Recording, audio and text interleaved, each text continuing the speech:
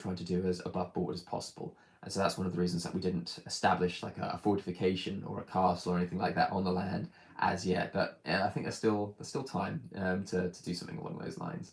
Now, what I wanted to quickly cover just before we got into the meat of this.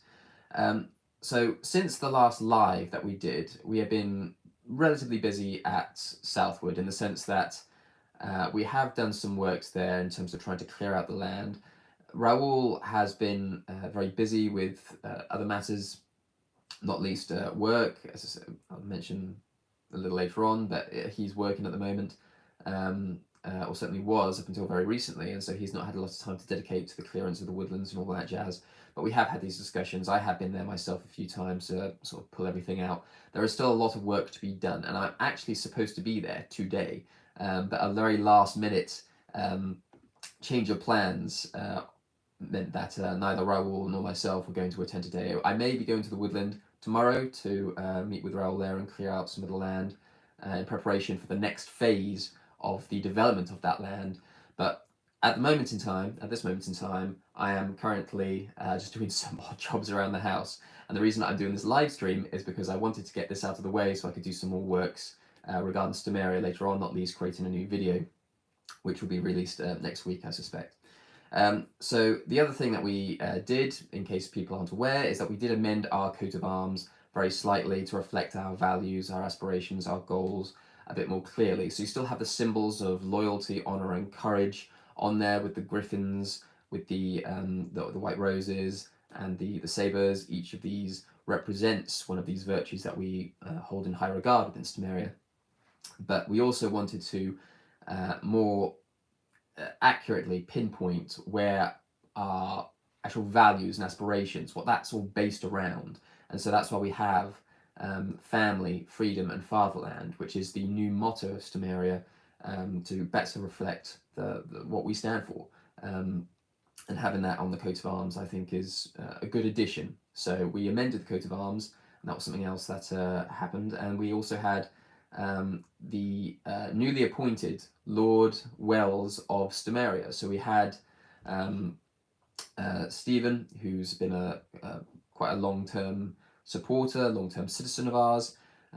He's been steadfast in his support for Stamaria, and someone that I have met personally. He attended the Imperial Summit in 2023. He's been a major financial backer of Stamaria, and is someone that has his head screwed on. And I do enjoy talking with him about the sort of plans and aspirations for Stamaria and the wider empire. And so he was appointed as a Lord of Stamaria with the intention that he is going to be governing one of the next provinces that we purchase, which, if he stays where he is, will be in Northern Ireland. Now, he is going to be governing this territory as and when we eventually acquire it in tail end of 2025 onwards, perhaps. But once he does acquire it and starts governing it, that will be the reason that we have preemptively appointed him as a Lord of Stamaria, so he can start to get involved in the upper echelons of Stamaria, if you like. So he is now a member of the Imperial Court. He sits on in the Imperial Court meetings, which is where myself and the leading members of the Empire, not least Consul David of Vesta, we have King Raoul of Wayward, we have Lady Ellen of Wayward, Lord Harvey of Stamaria is also in the group, and now obviously Lord Wells. We have these discussions about how Stamaria is going, how the Empire is going, what we want to do for the future, and all the rest of it. Now, when it comes to the actual governance of each of these provinces that we're going to acquire, that is the game plan going forward, is to basically have all of these different territories across the British Isles and potentially beyond that, and then have each of these, either Stamarians or Waywardians or Vestians or whatever they may be, governing these territories.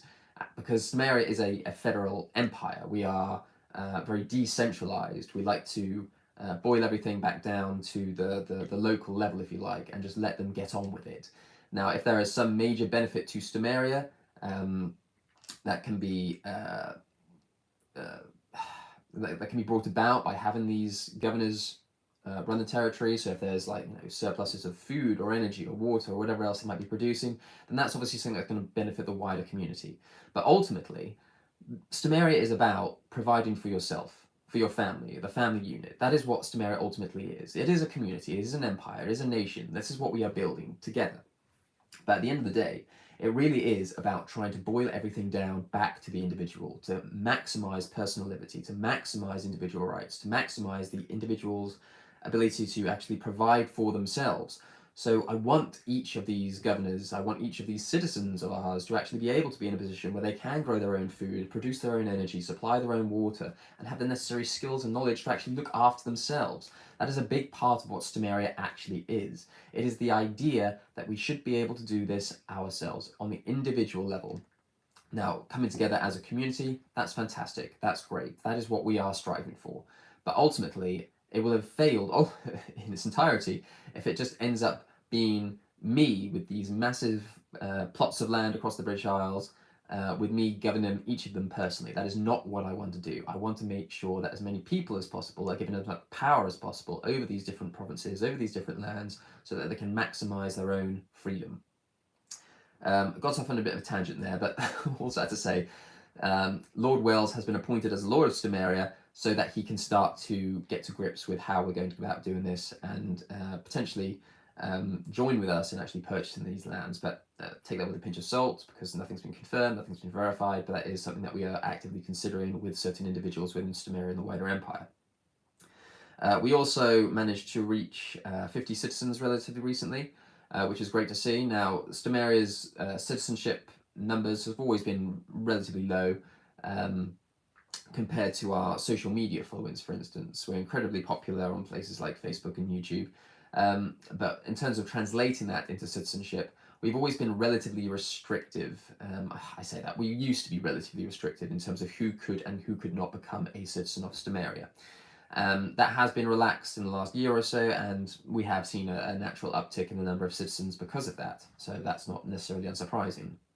I did release a video a little while ago which did highlight something that occurred to me relatively recently after speaking to one of our more recent citizens, in that a large portion of the Stamarian citizen base actually comes from Aeternia. So around 10% of Stamarian citizens actively currently or used to identify as citizens of Aeternia.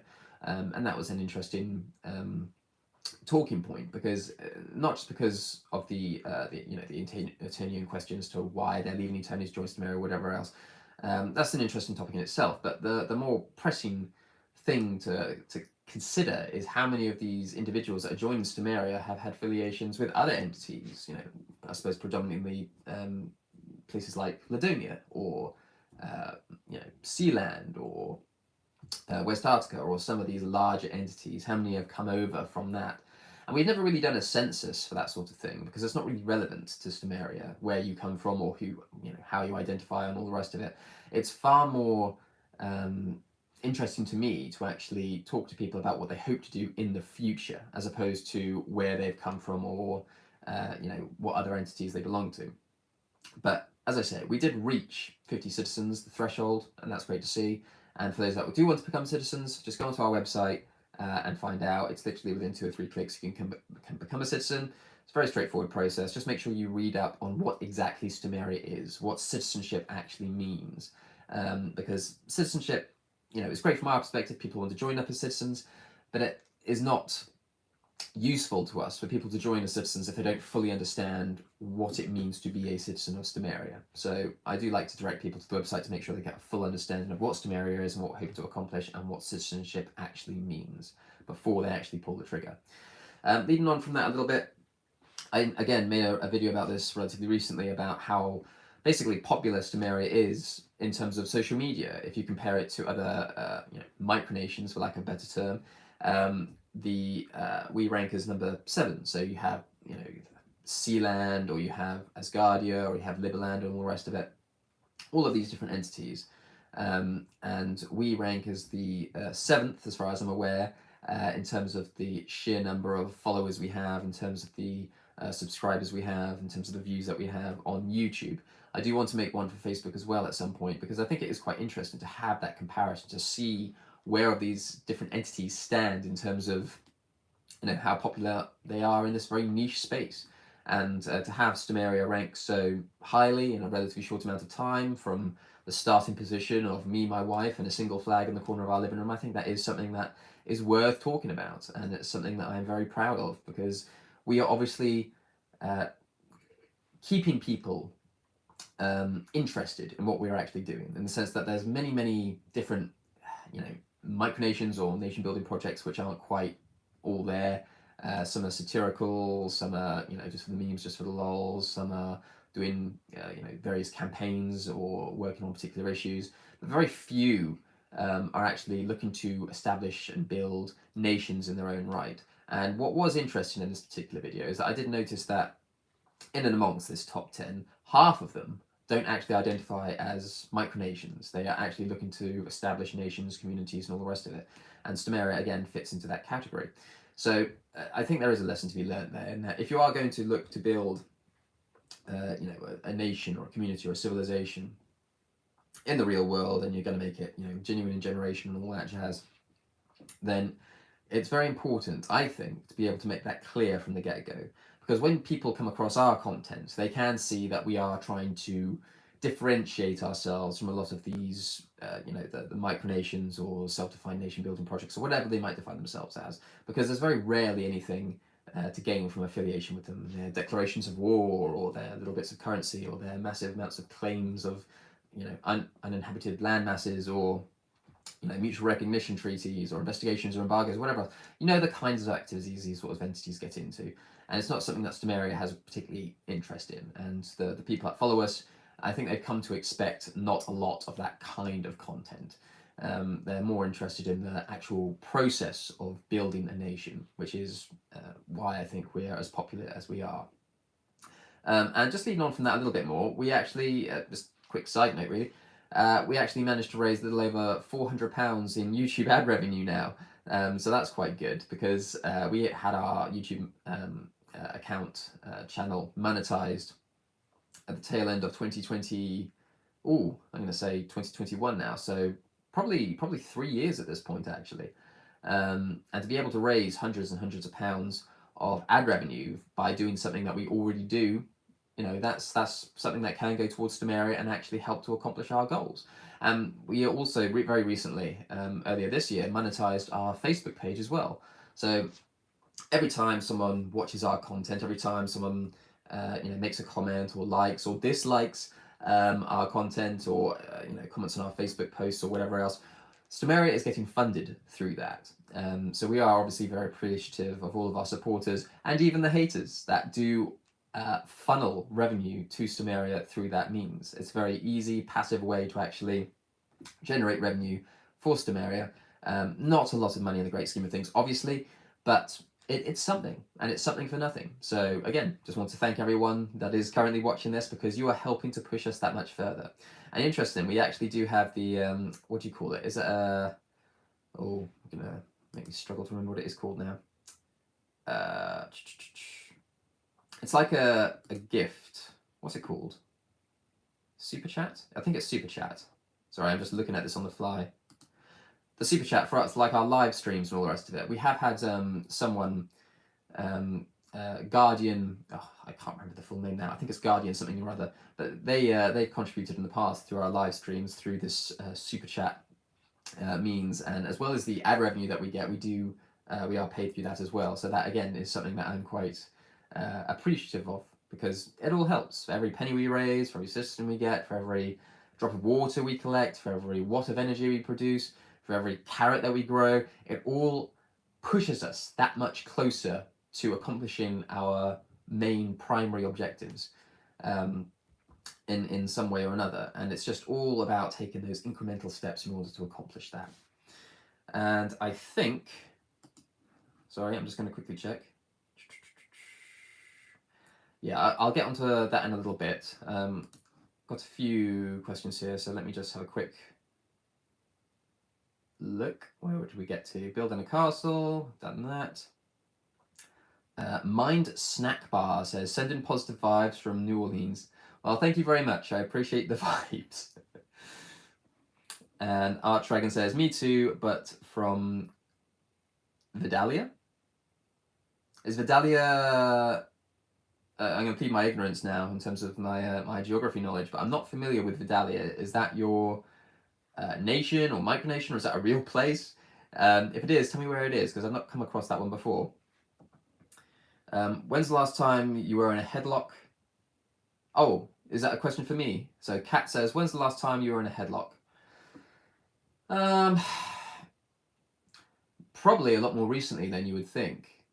If we're counting a very rambunctious young Princess Eleanor trying to wrestle me to the ground, then probably only a week or two ago, frankly. So, do they have any noogies over there? What the hell's a noogie? Not even. In fact, don't even bother trying to answer that because I don't think I want to know. Kat says, I thought you were messing about. No, I've seen PayPal link. I realise it's a scam. Everyone must have a stoma. No open defecation. What? I have no idea what this is about. Not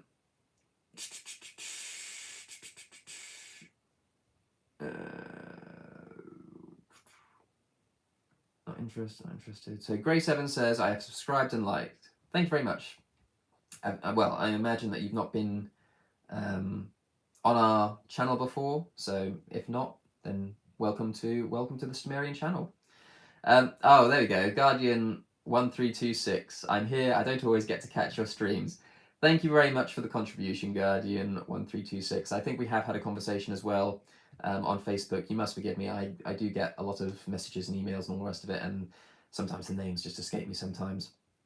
But the contribution is very much appreciated. Not necessary, I should stress. You don't have to contribute every time you join the live stream. You're welcome just to, sit in and listen to what we have to say, or to actually contribute, to the chat or whatever else. You don't have to actually contribute financially every time you join.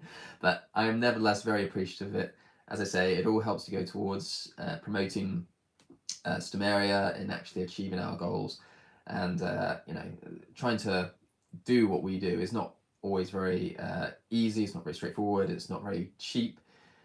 These things just don't happen. The acquisition of the land, the development of that land, be it purchasing the raised beds or the rhubarb crowns or whatever else, for instance, or the shed, the solar panels. It all costs money to do, and this is why a lot of people do struggle, because they're not willing to commit as much as we are in order to bring this about. And that's one of the things that does, in some small part, set Stamaria apart. Because, as I say, I am absolutely determined to make this happen, and next year I'm hoping that the tens of thousands of pounds that have been invested into Stamaria already is going to be closer to the 100, 200, 300,000 pound mark. But that remains to be seen. But I am interested in being able to get to that point, and support from individuals like yourself is very much appreciated. Okay, so midway up Louisiana, Mississippi River, on the Mississippi River. Okay, so it is a real place.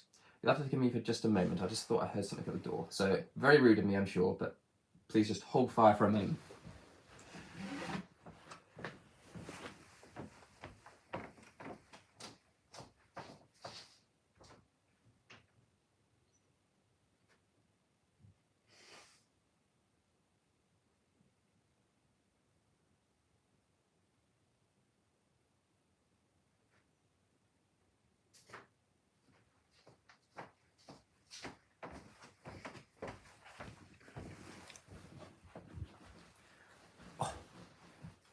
Right.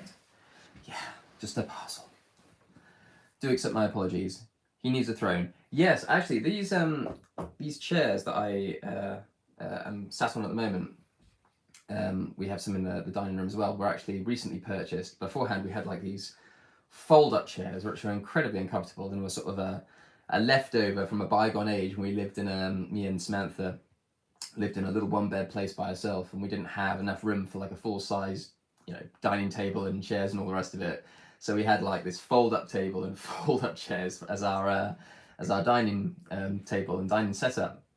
And when we moved to where we are now, we have a lot more space, and we obviously had to move. We didn't have to move, but we moved because we wanted to have the additional space for little Princess Eleanor. And so it was only, I don't know, maybe a month ago, I think, that we actually got rid of the fold-up stuff, and we actually got some proper tables and chairs, and they are so much more comfortable. But yes, having a throne is definitely something that's on my to-do list. But I think, given where Stamaria is at the moment, I would rather focus on putting that time, that energy, and those resources towards actually doing something that's of greater benefit to the wider Stamarian community, as opposed to just having something a little bit fancy for me to sit on. Because, I mean, that all aside, I mean, I'm not even sure where I would necessarily put it, because this isn't like a permanent setup. I have to actually put this all together. I've got my desk here, I've got the, the camera set up, I've got all that jazz, I've got the flags and all that jazz, but none of this is actually permanent here. I actually put all this together, and then after the live stream I'll put it all back. So I don't know where a throne would necessarily go in our humble home, but it's definitely something on the radar for a later time, perhaps. Right. So just while I've caught up with all of that, I just wanted to quickly discuss something in terms of what we plan to do in the future, in the not so distant future. I'm talking 2025 onwards. Now, I actually had, or we actually had, an Imperial Court meeting about this relatively recently. So I think it was about a week or so ago. Myself and Lord Wells and King Raoul and Lady Ellen of Wayward, they all we all got together and we had a conversation about sort of the progress and the aspirations that we have collectively, what we want to actually accomplish, and the main bulk, the main drive here is all of us collectively trying to raise sufficient capital to actually purchase the next round of territories, next round of provinces next year, because in 2021, Wayward became a member state effectively of the Empire, and in 2022 we actually purchased our first plot, which was a part of Wayward. And then in 2023, Vesta, who joined us in 2022, actually acquired their land in Casper, or near Casper in Wyoming. And 2024, I mean, there's still 3 months to go, whatever else, but I'm pretty sure we're not going to be acquiring any territory this year. And one of the reasons for that is that we are working on building up enough capital in order to actually make the next purchases worthwhile, in the sense that I could quite easily purchase another plot of land right now. I could go out and spend 5 or 10 grand on a little tenth of an acre or quarter of an acre plot and call it a day. But at the moment what we're doing is we are raising this capital, and in my case I'm investing it in order to generate larger returns, in order to actually accomplish our goals far faster. Now, I have made a video about this before. In I'm going to say November 2023 is when I made it clear that there's going to be basically a 2-year waiting period where I'm going to be making these plans and putting them into practice, actually taking the plunge, pulling the trigger, however you want to describe it, and actually trying to turn a relatively small, in the grand scheme of things, a relatively small sum of money into something far more substantial, in order to benefit not just Stamaria, but for myself and my family. Because ultimately what I want to do is I want to be able to get myself into a position where I can dedicate my time entirely to Stamaria, or that is to say, I want to translate my current full-time work life into the time that I can dedicate to Stamaria.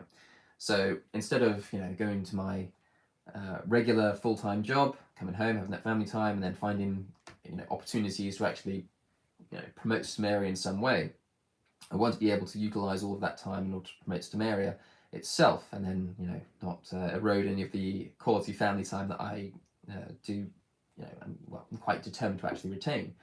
So my 2 goals in November 2023, and put out the video to say as much, was basically to retire from my full-time job and to get myself into a position where I had enough capital to live off the proceeds effectively. And the second goal was to be able to get Stamaria into a position where we can acquire additional provinces, additional land, ideally land that can be developed for residential purposes. But the realistic outcome is going to be more, it's probably going to be somewhere in between not achieving any of those and achieving all of it. That is to say, maybe I'll have a part-time job, and maybe the land that we get isn't going to be for residential purposes. Maybe it's just for agriculture or energy or forestry or whatever else. And I think finding that that niche in trying to trying to get to that point is very critical for me. I want to be able to take these next few steps. I want to be able to have these next major milestones accomplished so that I can really push Stamaria to the next level. But all of this is based on a huge number of variables which I have very little control over. I have made, some calculated risks. I have taken some opportunities, or what I believe to be opportunities, and I think it's going to pan out relatively well over the next sort of 12 to 18 months or so.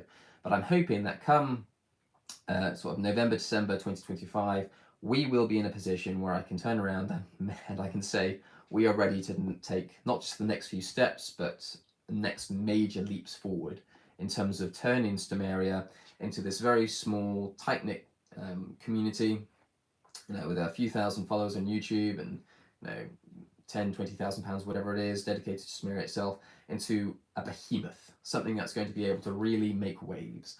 And that is what we're trying to do, and that's why this year has been relatively quiet, all things considered. I mean, we nearly didn't even have the Imperial Summit in 2024 because I thought it was just going to be more of a distraction than it was worth, in the sense that it was going to be more time, more energy, more resources dedicated to something, rather than actually promoting this goal. It was going to be distract us from accomplishing the next major phase, and in some small part it was. However, I wouldn't have been able to tolerate a gap in the record if we had Imperial Summit in 2023, but not 24, and then we had it in 25, 26, 27, 28. That kind of OCD in me wouldn't let that slide. So we did end up having the Imperial Summit 2024 as well. Anyway, going off on a tangent as always. The other thing that we are going to be actively looking doing is when they're ready, we will be either releasing or sharing the anthems of the Kingdom of Wayward and the Republic of Vesta, because that's just something that they have both been working on, trying to refine and perfect to the best of their abilities. King Raoul of Wayward, or the Waywardian community more generally, do already have an anthem, but it's nothing that's been kind of been put. Trying to think of the right word now. It's not been done professionally. It's not been done to the level that they want it at. So once it is, then we will release it, or we'll share it if they release it first or whatever else. So that's something we're looking out for. And the Republic of Vesta, they've actually shared some versions of the proposed anthem that they're going to be using, and they're still working on that. But the proposed anthem is something that I sing in my head very, very regularly, because it is quite an uplifting and quite inspiring anthem. I'm quite jealous of it, to be honest. And once those are released, we are going to be sharing those about as well.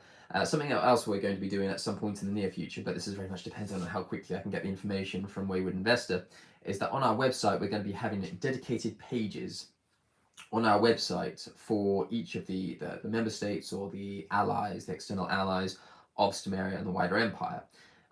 Because what we are looking to do is to try and promote them as much as possible, because this is something that I have tried to do in the past, trying to funnel people that might not necessarily be interested in joining Stamaria itself, but sometimes they might want to be interested in joining member states of the empire because of different either cultures or aesthetics, or even the people involved. Maybe people like what we're doing but don't particularly like me as a person, which is absolutely fine, because we have King Raoul over here, we have Consul David over there, and we'll have more member states going forward. We did have more in the past before they left or were axed for one reason or another.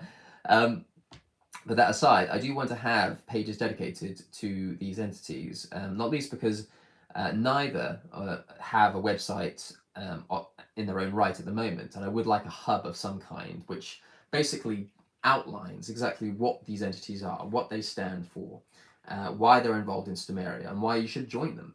And how you can join them, and then have links to their relevant social media and all that jazz. That's something I want to do for the member states of the empire, and indeed for our external trade partners, as and when we sort of get back more on the ball of actually building those kind of affiliations and relationships. Because something I do want to do at some point is I do want to start re-establishing trade partnerships with external entities, preferably internal entities like we do with Wayward. But if we do external trading relationships with other groups, individuals, whoever else, I do want it to be a little bit more significant. I do want to try to avoid going, tit for tat. A couple of coins here for a jar of jam or whatever else. I'd rather do something far more substantial and something far more regular. That's what I would consider to be a genuine trade agreement. So instead of a couple of coins for a couple of jars of jam, it might be a regular annual agreement where they'll be supplying 100 jars of jam in return for many bars, 50 gram bars, 50 stater bars of silver on a more regular routine basis. That's the sort of thing that I would like to get more into, as opposed to just doing, as I say, very minor agreements. Sometimes we have to, sometimes it's not plausible or possible to actually do something more than what we've already done in the past, but there is something that I am interested in going forward. Right, let's have a quick look. Got a few messages to catch up on. Where did we get to? So he needs a throne. Yep, we've covered that. Andrew Carl Carter. Good morning, Your Imperial Majesty. Emperor Andrew, how are you today? I am very well. It's very nice weather today, but I have been spending most of the morning and early afternoon actually just doing some odd jobs around the house, being a bit of DIY. I've been putting up pictures and mirrors and all that jazz, been squaring up the place just while Princess Eleanor and Empress Samantha aren't in today. I did want to take the opportunity just to basically rebuild our home before the tornado, which is the 4-year-old, comes back and starts doing her thing. Guardian 1326 says, as I'm currently attempting to form my own micronation on behalf of my son, I consider it foreign aid. With the way that the fiat currencies are right now, every little helps. I very much agree. I mean, we have had conversations, obviously, about the gold back, as I recall. I don't know if you looked into that anymore. It's certainly something that's been on the back burner, as far as I'm concerned, from my perspective. But yeah, in terms of sort of fiat currency, sound money, all that jazz, that was a conversation we have had already. And I'm glad you are sort of recognizing the dangers of fiat currency and the issues with it, and we'll be taking action. So no, that's absolutely fantastic. And yes, I think doing this as a family unit, I think is a lot more interesting, a lot more gratifying. I mean, you do get a lot of individuals that are trying to do this, they might be 12, 13, 14 years old, or maybe even in their late teens, early 20s, or even older than that. But if you're doing it with your family, I think it just add a bit more credence, and it is a lot more impactful. Because when I talk about what I'm doing, and I am obviously the face of Stamaria by and large, we obviously do have Empress Samantha, and we do have Princess Eleanor, and they have been steadfast features of Stamaria for obvious reasons, since its beginning. I mean, little Princess Eleanor was born just before our 1-year anniversary in Stamaria in 2020. She is the first born Stamarian citizen, and to have a family feel to what you're actually building is a lot more gratifying, I think, because at the end of the day, that is ultimately what we're doing this for. Because if this was going to be detrimental to me or my family, if what I thought was going to be doing was going to be hampering them in some way, then I obviously wouldn't do it. But because I think that what we are doing is not just beneficial to me, to my family, but also to the wider community and to their respective families, the things that we talk about actually matter. When we talk about providing for yourself and your family, providing your own food, providing your own energy, providing your own water, when we talk about the dangers of fiat currency and the benefits of sound money and the reasons why you should potentially protect yourself by getting a hold of deflationary assets and all that jazz, all of this is designed to help people more generally.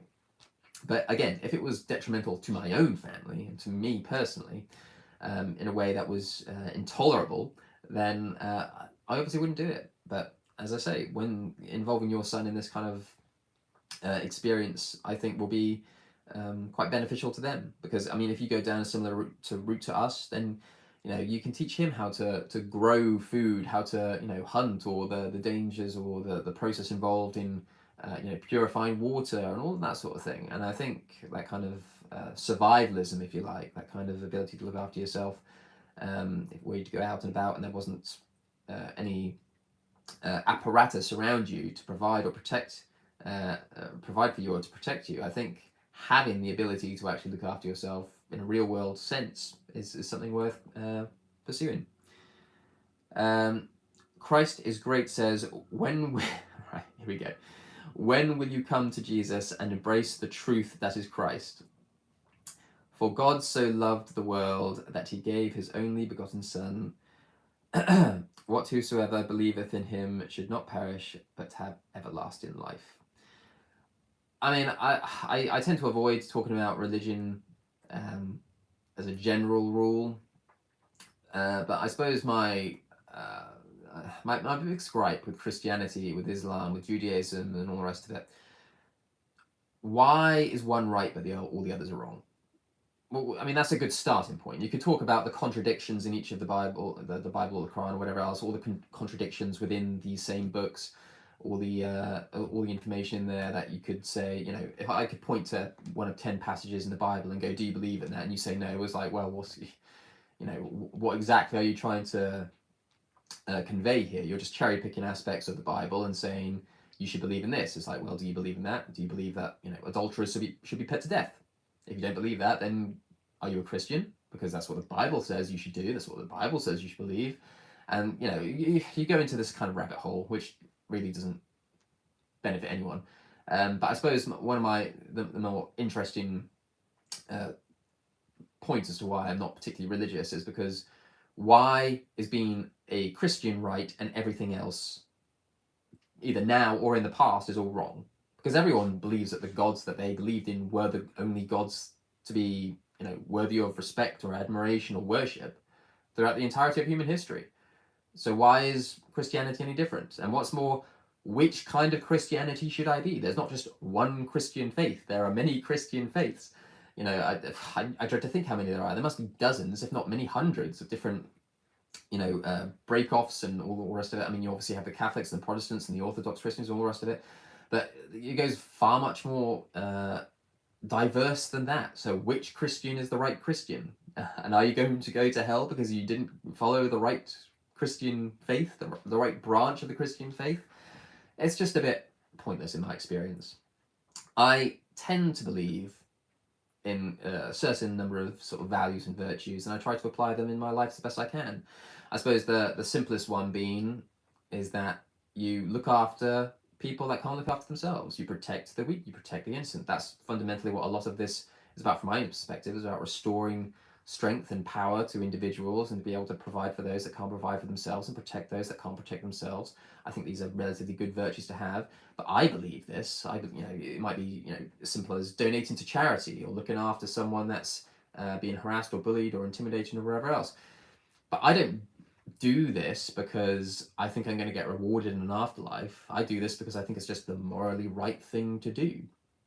And I think you could probably argue that that's a lot more admirable. I'm not doing this because of any gratification from a supreme being. I don't need to be told that this is the right thing to do by a book or a preacher. I just inherently know that it's the right thing to do. So again, it's all a little bit pointless to me. So I'm afraid on that front, if you're going to try to convert me to Christianity, I'm afraid that's just not going to happen. Right, Andrew Carl Carter says, I am the Micronation leader from South Australia. Right now you met Imperial Majesty, and now you know your Imperial Majesty. Okay, very good. The American. This is the reason you're no Elon Musk. You focus too much on this irrelevant stuff. You don't have the focus Elon Musk has. It's your fault you're broke and were wasting your time in your 20s. Well, I mean, you know, Elon Musk is perhaps one of the least focused people in the world. He just happens to be incredibly intelligent and has had a lot of gambits that have paid off. I mean, he's admitted himself in previous interviews, which I have seen, in which he's basically gambled everything on more than one occasion, and it's panned out. Sometimes people just don't have that luck. But I mean, if you're going to compare me to Elon Musk in terms of the fortune that he's made compared to me, I mean, obviously he's a lot richer than everyone else on the face of the planet. So maybe if you didn't waste your time in your 20s, maybe you'd be more successful too. I mean, I'm just saying. But it's always easy with the power of hindsight to say you should have just become rich in your 20s and then you'd be successful now. I mean, you could say that to literally anyone in the world. like literally anyone. I mean, even if you're a millionaire in your 30s, well, if you'd worked a little bit harder in your 20s, you could be a billionaire. Yeah, it's all a bit pointless to go looking to the past in that way, I think. L'Emperor says, Stamaria is no Krypton. Well, I don't know what that is, so probably not. Why are you not speaking Latin? Because I'm not a Latin speaker. Study computer languages. No, thank you. Relatively straightforward. Guardian 1326. To raise funds, you have considered. Have you considered 1 by 1 foot square souvenir plot of land as an honorary knighthood? We did actually. That is something that we did look at trying to accomplish or trying to enact, but it was just a little bit too dodgy looking for my liking, because you already have this kind of thing, like I think it's in Scotland, where you can like buy a 1 square foot of land and you become a lord or a baron or whatever else. How legitimate that is, I don't really know, but it is something that we did genuinely consider, and we even made preparations to go down that route, but I decided against it in the end, because I would rather people contribute as much as they want to contribute, because the benefits of contributing towards a £1 a 1 square foot honorary plot of land and having a title, as far as I'm concerned, there's not much difference between that and just contribution to Stamaria as is. There's no intrinsic value in that still, and so that is basically the way I went about it. I thought, if people want to contribute, they'll contribute. If they don't, they don't. And at the end of the day, as much as the contributions from our citizens and supporters is very much appreciated, 99% of the funding that goes into Stamaria is going to come ultimately out of my own pocket and out of the pocket of the Imperial family. And so, you know, the tens of thousands, the hundreds of thousands, eventually the millions of pounds that will be dedicated to Stamaria over the coming decades, this is going to be something that's, as I say, predominantly coming from me, and trying to find ways to squeeze an extra few, you know, 5, 10, 20 pound donations or whatever else, to make up that additional 1%. I think it's just not as worth the extra hassle and potential legal pitfalls or poor perceptions that comes attached to that sort of thing. So I don't mind allowing people to contribute to Stamaria voluntarily as a voluntary donation, with the expectation they don't actually, you know, get anything. There's no benefit to actually contributing to Stamaria in order to become a citizen by itself, other than you want to support Stamaria. Now, if you want to become more involved in Stamaria, then become a citizen is, you know, necessary to do so. But you can do that with a £1 voluntary donation if you so wish. I mean, a lot of our citizens contribute £2, £5, £10, whatever else a month to make sure that they are, you know, continuously adding value to Stamaria. But because we operate on a voluntary taxation system anyway, as you have to, really, there's no enforcement mechanism that I can have aside from, you know, saying that they're no longer associated with us. But having them contribute voluntarily as much or as little as they want, with the expectation that the only thing they'll get is an opportunity to play a more active role in what we're doing, I think is better than promising them a knighthood or a lordship or whatever else. But as I say, it is something that we did actually consider, and we did actually take steps to potentially enact at some point, but we decided in the end that just wasn't going to be worth the hassle. But I do appreciate the suggestion. You'll not succeed in making a new Krypton, a new Atlantis. Okay, well, I don't know what Krypton is, and I'm not looking to make a new Atlantis, but if that's what you're doing, good luck, I suppose. Bendix YTP, how would you explain the past crisis in Branhouse, Slossia leaving the nation? What happened? I mean, we've already discussed this many times before. It's not exactly a great secret. Branhouse, they took about 5 weeks or so to become a member state because I had some reservations about them. Slossia joined about 9 months beforehand and wasn't any issues there. And then we had an Imperial Court meeting where Slossia took issue with the term observer state being used to describe them. We had a conversation about it, offered a solution. They weren't interested. So Branhouse ended up leaving, oddly enough at the time, before Slossia. And then it transpired, and then Slossia left as well. And then it actually transpired in a video that Branhouse published that it was always his intention to join the Empire to steal Selassie and Neve away. Those were his words, not mine. And again, we've made a video about this before. So there's no great secret as to why Bran Howell ended up leaving. There has been, oddly enough, some developments on that front, which I am talking to Neve about, even as recently as last night, actually, regarding Bran Howell. So there have been some additional rather horrifying developments on that front. But I'm not going to say too much on that as yet. We may make an announcement at some point, we may not. I've yet to decide what we're going to do about it. But the bottom line is that Bran Howell will likely just simply fade into oblivion, as it has largely done already. Neve of Selassie, nothing's been posted on their social media for nearly 2 years, I think, at this point. So whether or not they're still actually active, I'm not 100% sure. But I quite like Neve. I liked working with Neve, and I'd quite happily work with her again if she wanted to get involved in some capacity. But I don't hold any particular ill will towards Neve or Selassie at all. Bran Howell, different story, different situation, different circumstances. But yeah, that was like 2 years ago. The fact that, I very much doubt that you bring this up as a genuine question, but more as a way to kind of, I don't know, smear Stamaria, I suppose.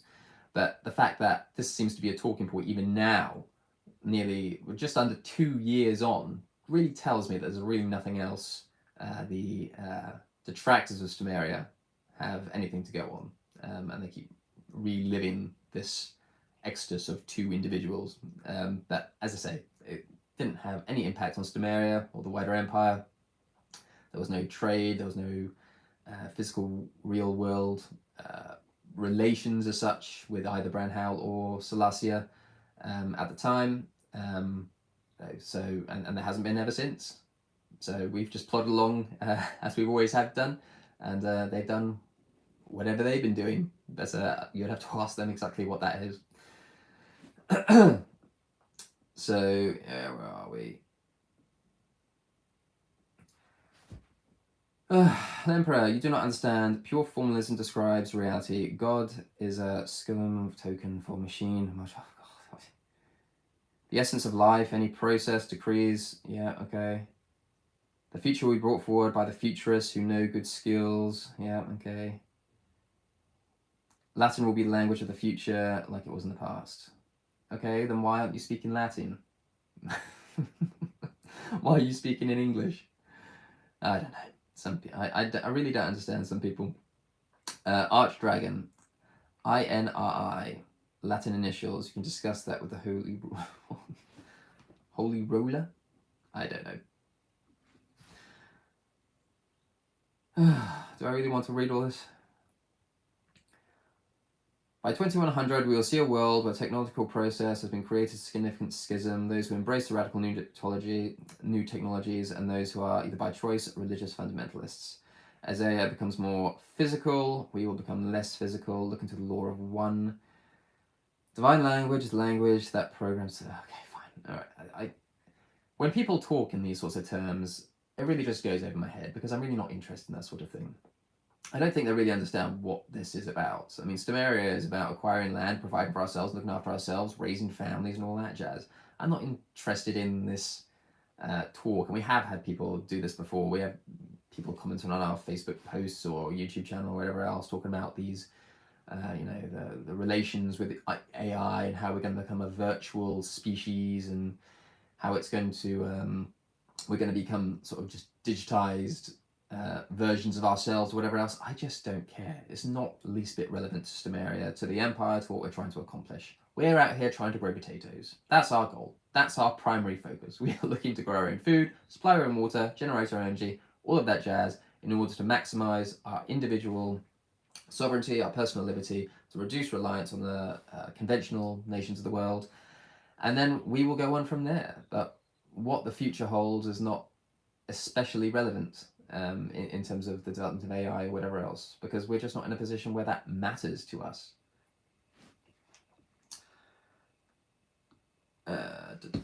Guardian 1326. I did look into the gold back. You can sponsor a new gold back. However, it requires a minimum of $50,000 in gold investment. Well, that is definitely a very high threshold. So I imagine you're the same, but it's not something that I would necessarily be interested in. But I will watch this space, I'm sure. Master Dianite. You'll have to apologise if I get your if I pronounce your names or tags wrong. Dianite. I was honestly surprised to see Vesta on the map on your website with it being in the US. Does that mean your views on member states needing to be close to you changed? Well, I mean, I can't really remember a time where we prevented member states. Well, maybe during the first year or so. Trying to think now.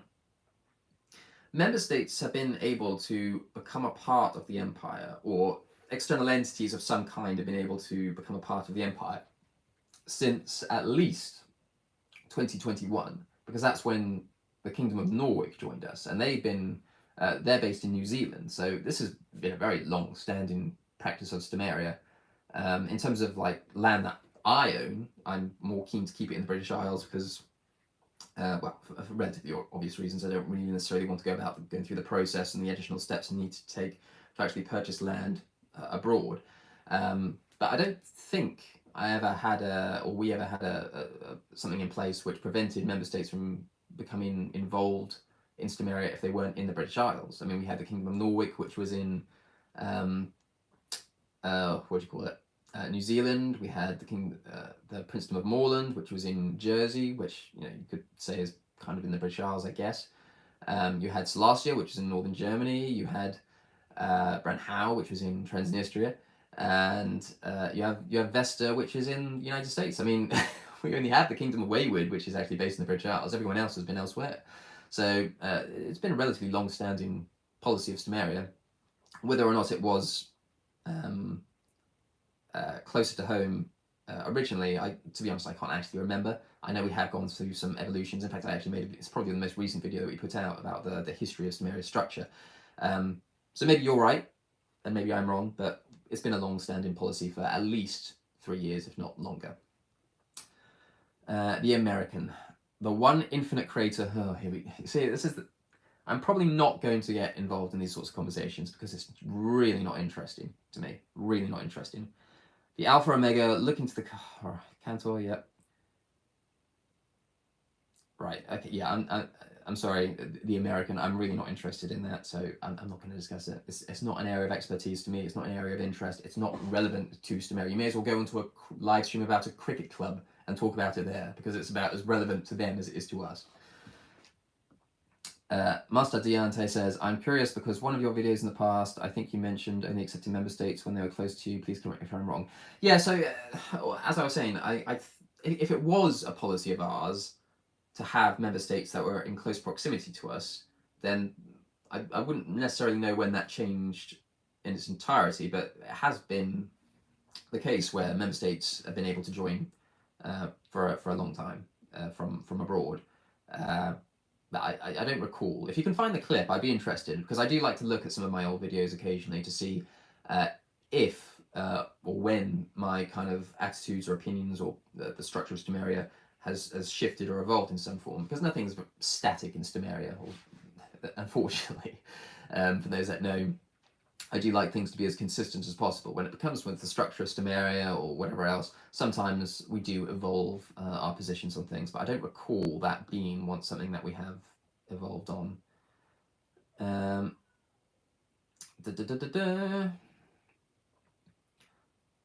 Stamaria is clearly a Latin name, isn't it? No. Why are you talking about things from a heritage which is not rightfully yours? Like what? I don't understand. What things? Stamaria is not a Latin name.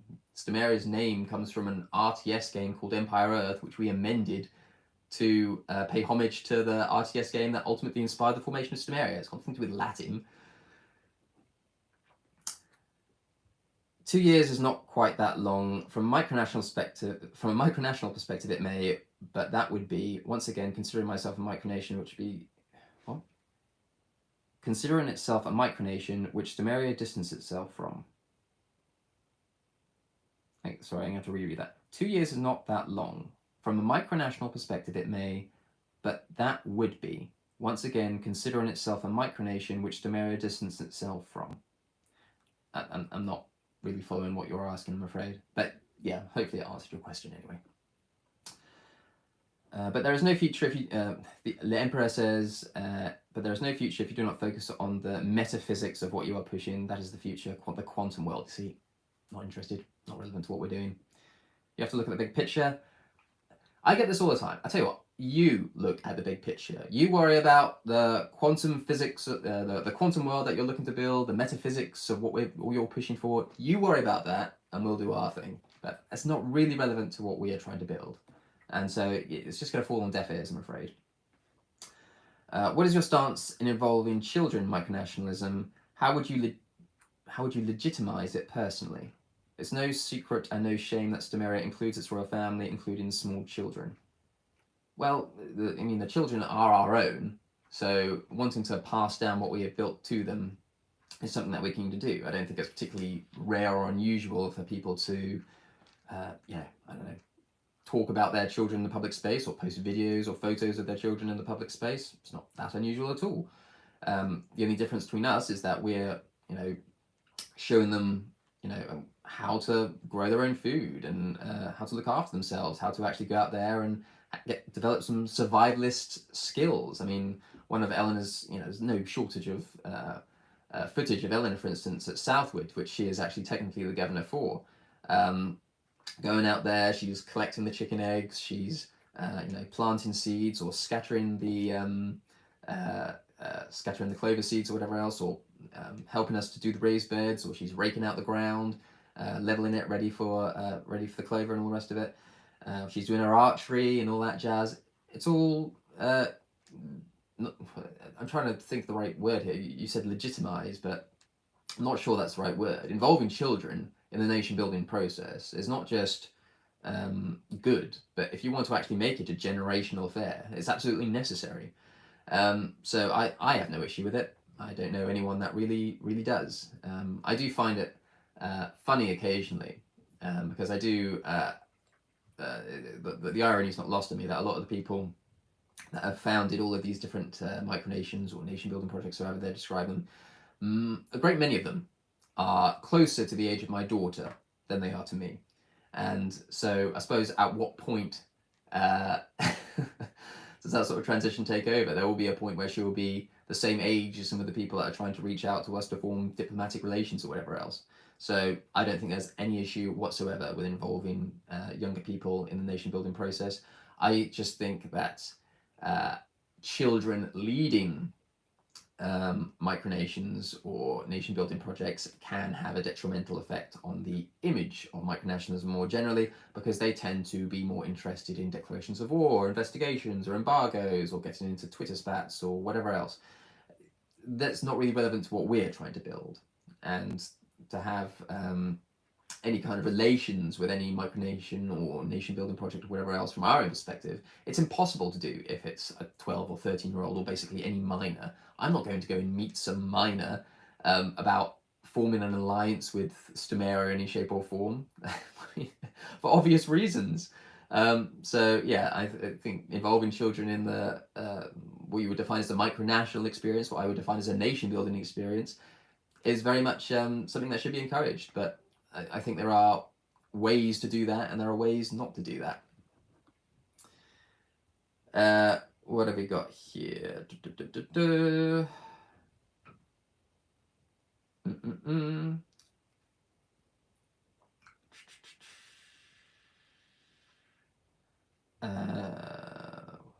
Sorry, it keeps jumping. Delongo says, love is a mutual meta-understanding of love. Love understands itself and the truth. Okay.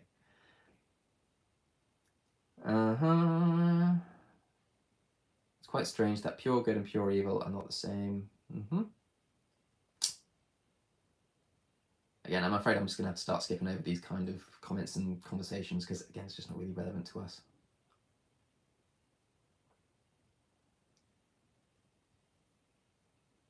In its affairs and posting, have you thought about potential consequences? Given micronationalism isn't a very common field of engagement, couldn't this lead to unwanted attention as in potential bullying, for instance, you know, something like the lines of, oh, your dad is a king, blah, blah, blah. Have you, and I ask you out of a genuine interest, considered and thought about that, any potential negative or wondered, I'm sorry, I'm jumping your comments here.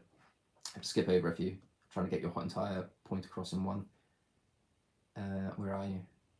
Negative or wanted attention may also be directed at the children of the royal family, which at that age have no control over it. It's the same field discussion as featuring your children. I mean, there is a risk of getting bullied, especially on social media, for literally anything. If the worst thing that someone could say to my daughter when she's a little older in school and they're all on their phones and social media, if the worst thing they can say is that their dad is the owner of vast tracts of land that uses it to actually, you know, provide food, water, energy, housing, whatever the case may be, have, you know, by that point, I'm sure many tens of thousands of people that follow us through social media, have hundreds upon hundreds of people that are devoted to actually bringing this about. There are worse things to be associated with, I think, from the perspective of a child. But, you know, kids are cruel.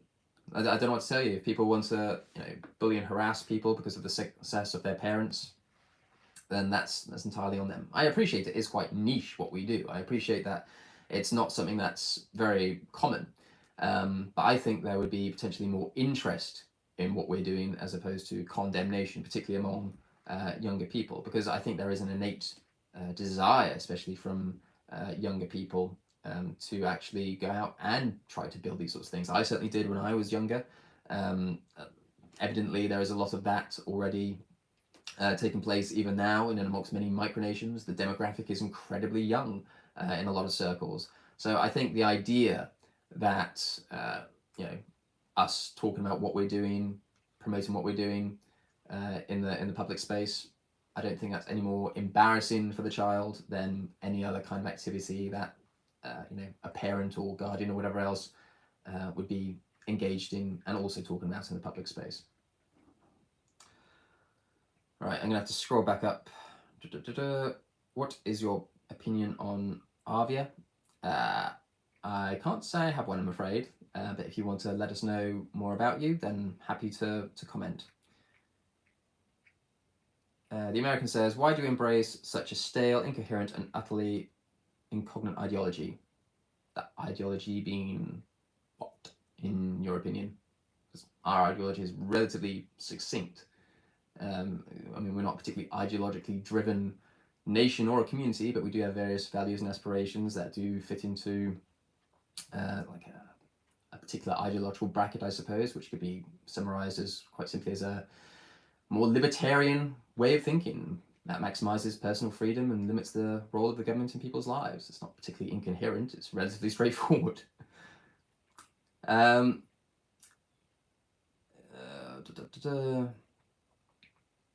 As an American, Archdragon says, an American, apologies.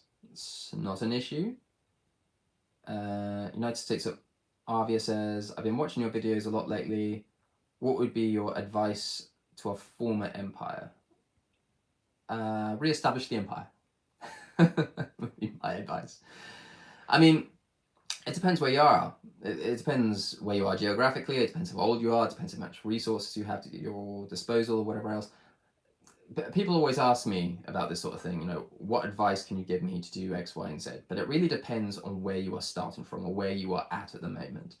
Because I could say any number of things, but if it's not relevant to you, if you're not in that position, then it's not advice that's going to be very helpful.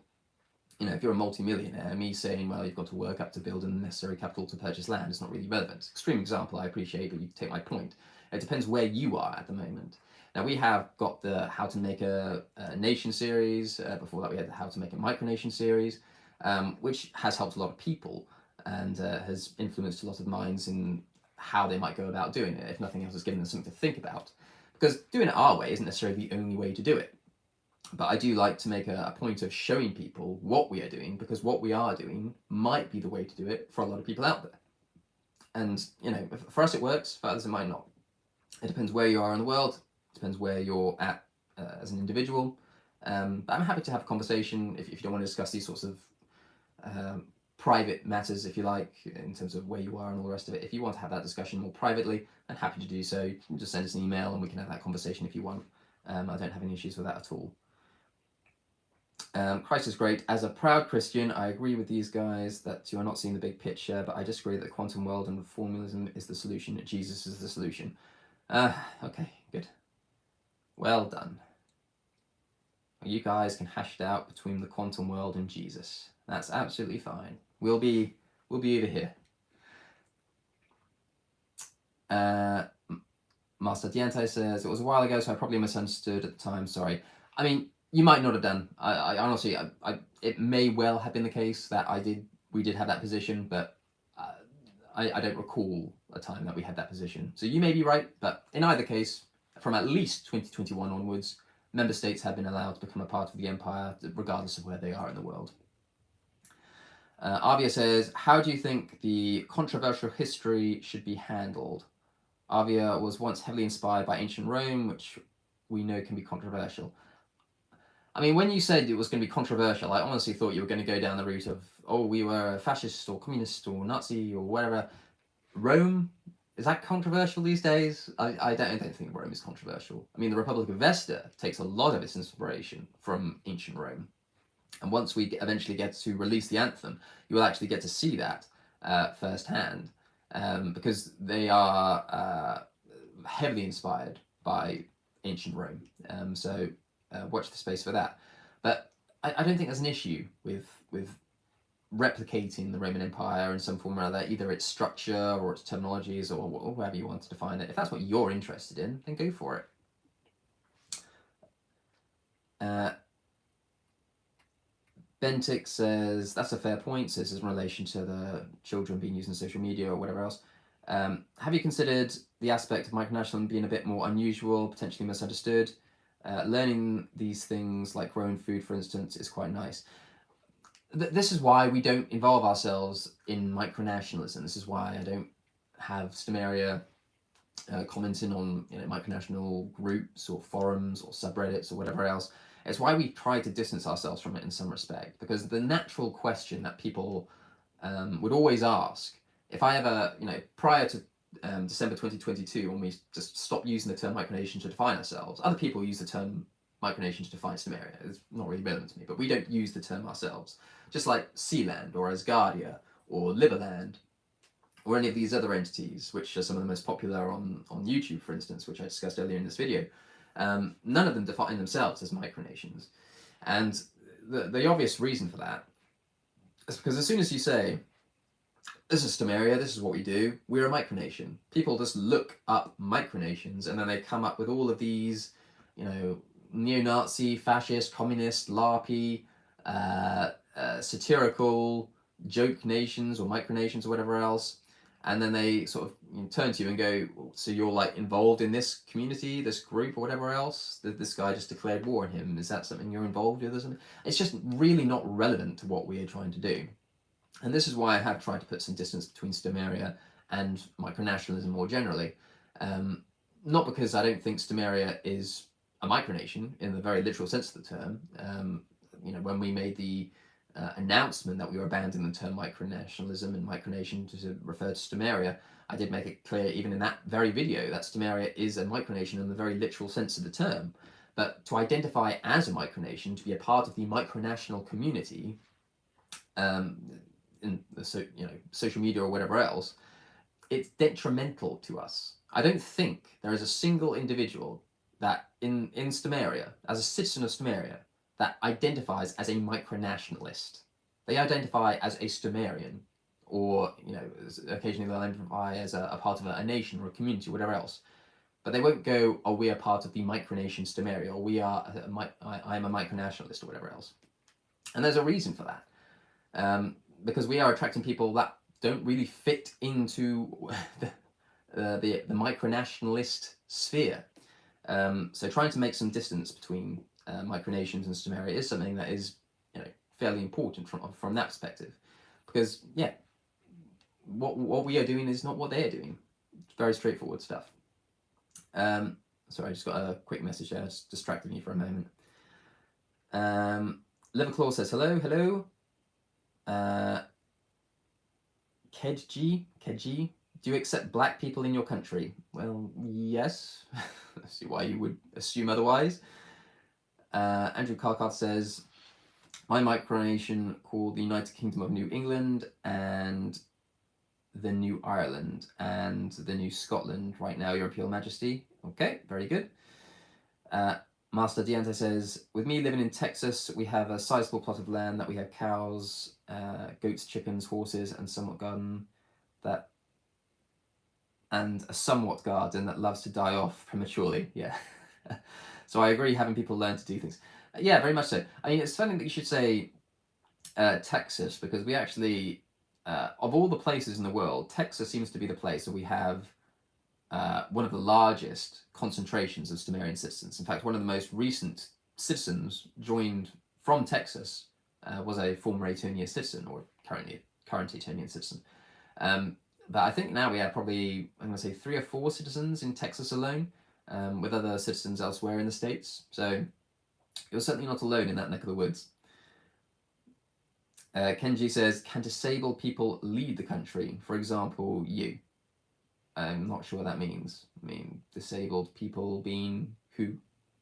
Or like handicapped or something? I mean, the only person that's going to be leading Stamaria after I depart is Eleanor. Well, assuming she's old enough. Otherwise, it will go to Samantha first before Eleanor's old enough to actually take the reins. But yeah, it's a hereditary monarchy that we operate in. Right. Oh, jumped again. Apologies.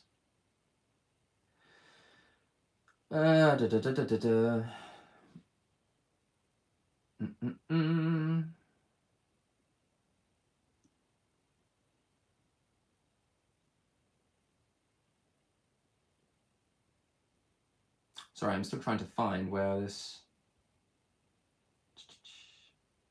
Okay, here we go. What age would you say is a minimum for micronational leadership? Literally anyone at any age, for any reason, can form a micronation. Frankly, that's one of the big problems, one of the big issues, but also one of the benefits of micronationalism, I suppose.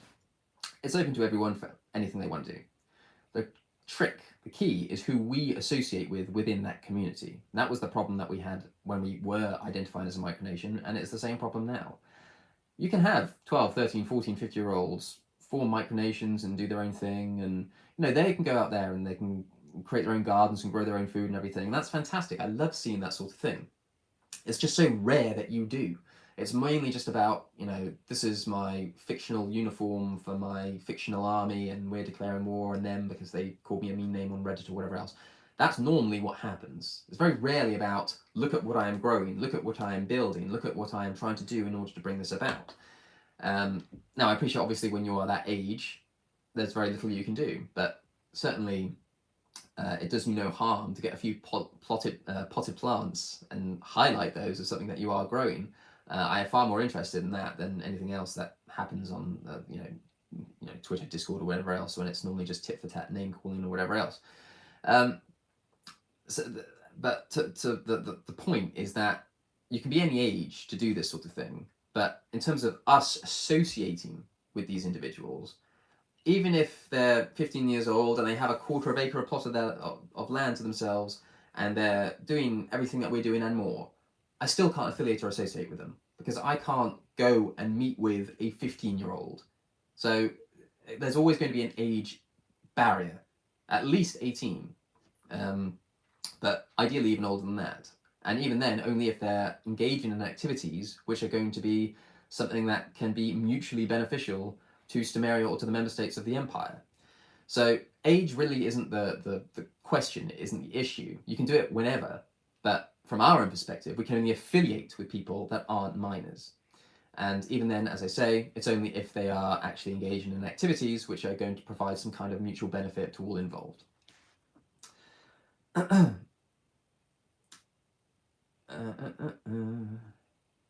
just going to blitz through these because I think these are just generic comments. I like your mustache, thank you, I like it too. Samantha's less keen, it has to be said, but it's staying.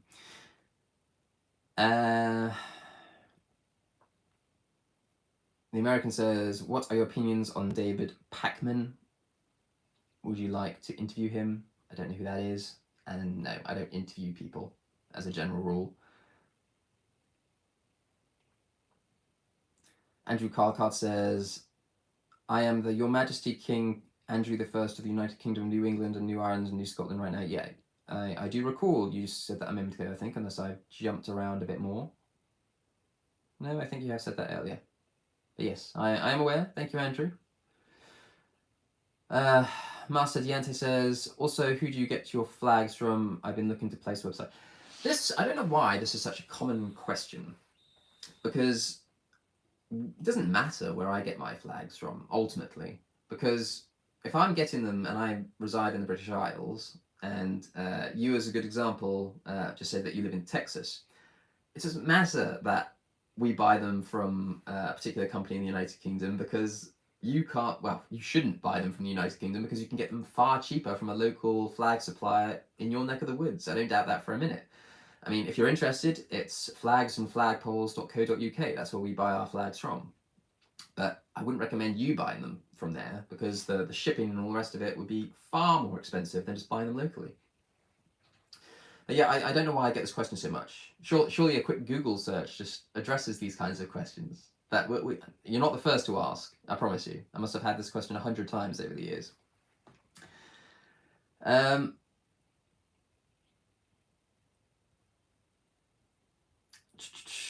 that's fine.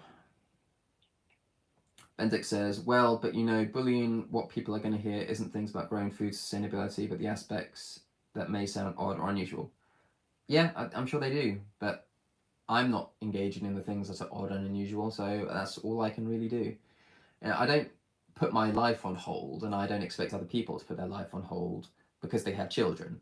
Now, there are obviously certain things that you sacrifice on occasion because you want to put the interests of your kids first, but that doesn't mean that you give up entirely on your aspirations, on what you want to accomplish for yourself and your family, because of what some 12-year-old kid at the school your kid goes to might say a mean thing this one time. I mean, that's not a way to live. You don't walk on eggshells. You go out there and you live your life. And if there are issues and consequences as a result of you doing these sorts of things, be it building a nation or any other activity that you might find yourself doing at any point in your life, you cross that bridge when you get there. You don't worry about what other people say about you or to your children. You just cross that bridge when you get there.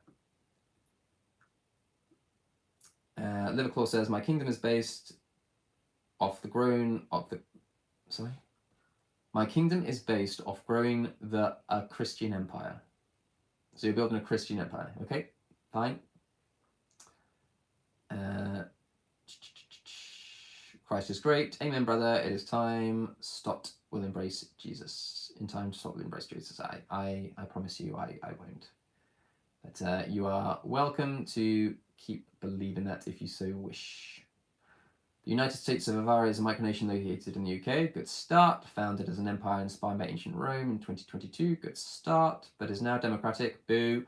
Republican nation looking for ways to grow and develop. Okay, good. Well, I mean, it sounds like you have got some kind of history. Can I ask why you became democratic? Why you established Bavaria as a republican nation as opposed to maintaining its structure as it was? Is it not criticism as such, just curious as much as anything? What works for you might not work for us and vice versa. Yeah, no, look, let me know a bit more about it. I mean, what are the reasons and rationale for the change? The Emperor says, and to have a libertarian utopia, some amount of superintelligence is needed. No. To keep peace, to keep freedoms, it's not mass drugging, which is unethical. AI is the only solution to that. Okay, fine. Along with spiritual morality, not the Abrahamic rubbish. Okay, fine, but true spirituality, right. Yeah, fine. Liverclaw says, my micronation is in the UK. Very good. Bendick says, once again, though, I appreciate your answers. As you might have noticed, I'm critical of Stamaria for a few reasons. I appreciate the honest answer and wish you all the best. Thank you very much for joining us, and have a good day. Oh, still here. Going back to your earlier statements, how much autonomy will the governors of those territories have? Will you give them limited power of attorney to make changes to land and produce revenue? Okay, so this is something that I'm actually putting together now. I'm actually making the putting together the necessary documentation that everyone will have to agree to. So as a hypothetical situation, let's say we have me as a member of the Imperial family purchasing land in a joint agreement with a Lord of Stamaria. We'll use, I'm not going to name names, so let's say a Lord of Stamaria. So the way that would work is relatively straightforward. We would purchase it together. I would take the lion's share of the property in terms of its ownership, in terms of the contribution, and they would contribute financially to make up the difference.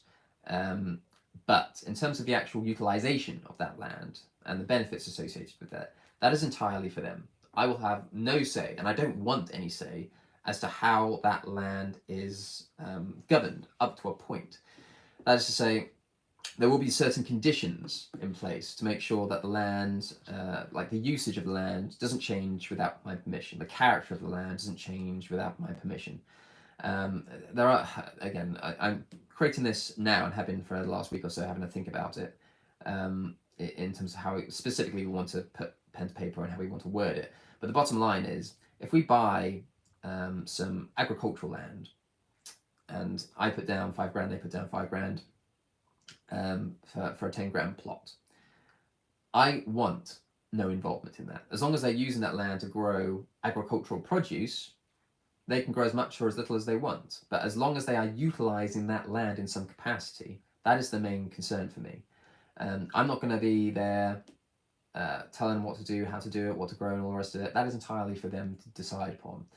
But what the benefit is to Stamaria, and there are a few, is that first of all, it's a question of prestige, I suppose, because this will be a Stamarian territory, or be a Stamarian province. It's something that we do have a stake in. The produce that's grown is entirely down to the governor in terms of how they want to utilize it, if they want to sell it, if they want to actually eat it, or however they want to, whatever they want to do with it. But there will be some expectation that there should be some benefit to Stamaria.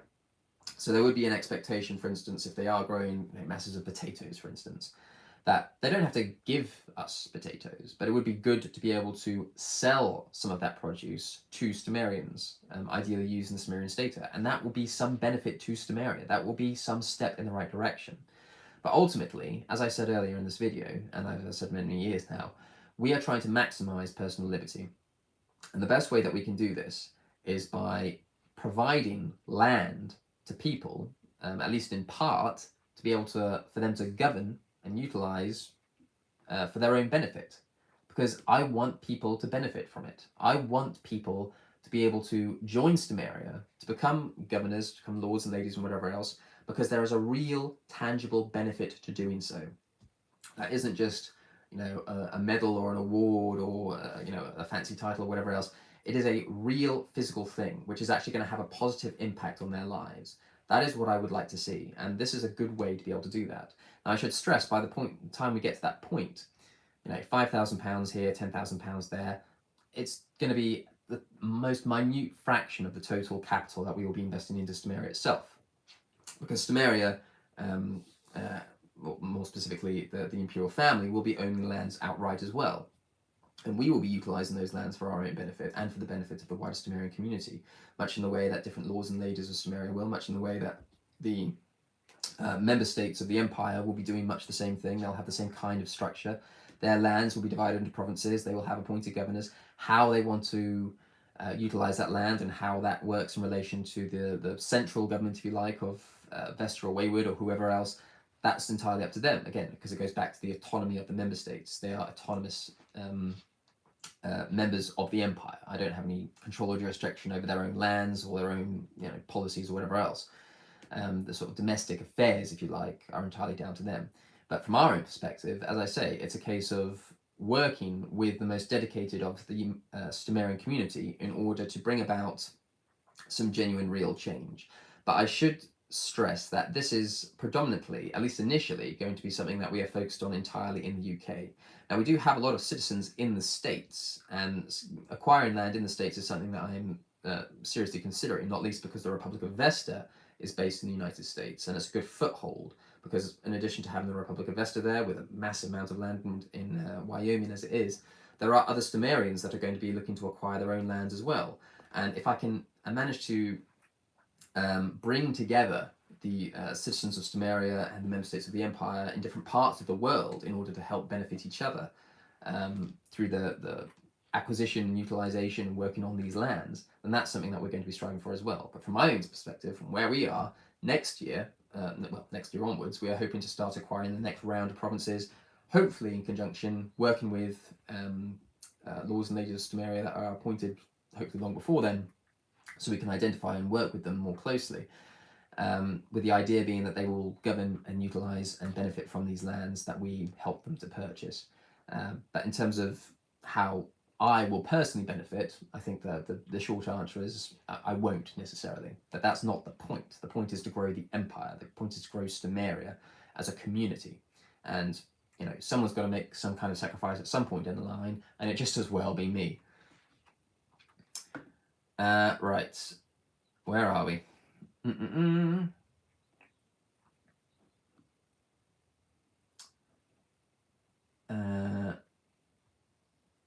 Dodongo says, teach your daughter, if not your grandchildren, Latin. It's an essential language. It really isn't.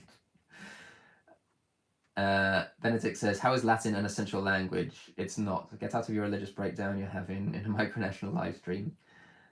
Well, you said it, I didn't, but I think I have made my opinions on this kind of conversation quite clear. All smart people should know it.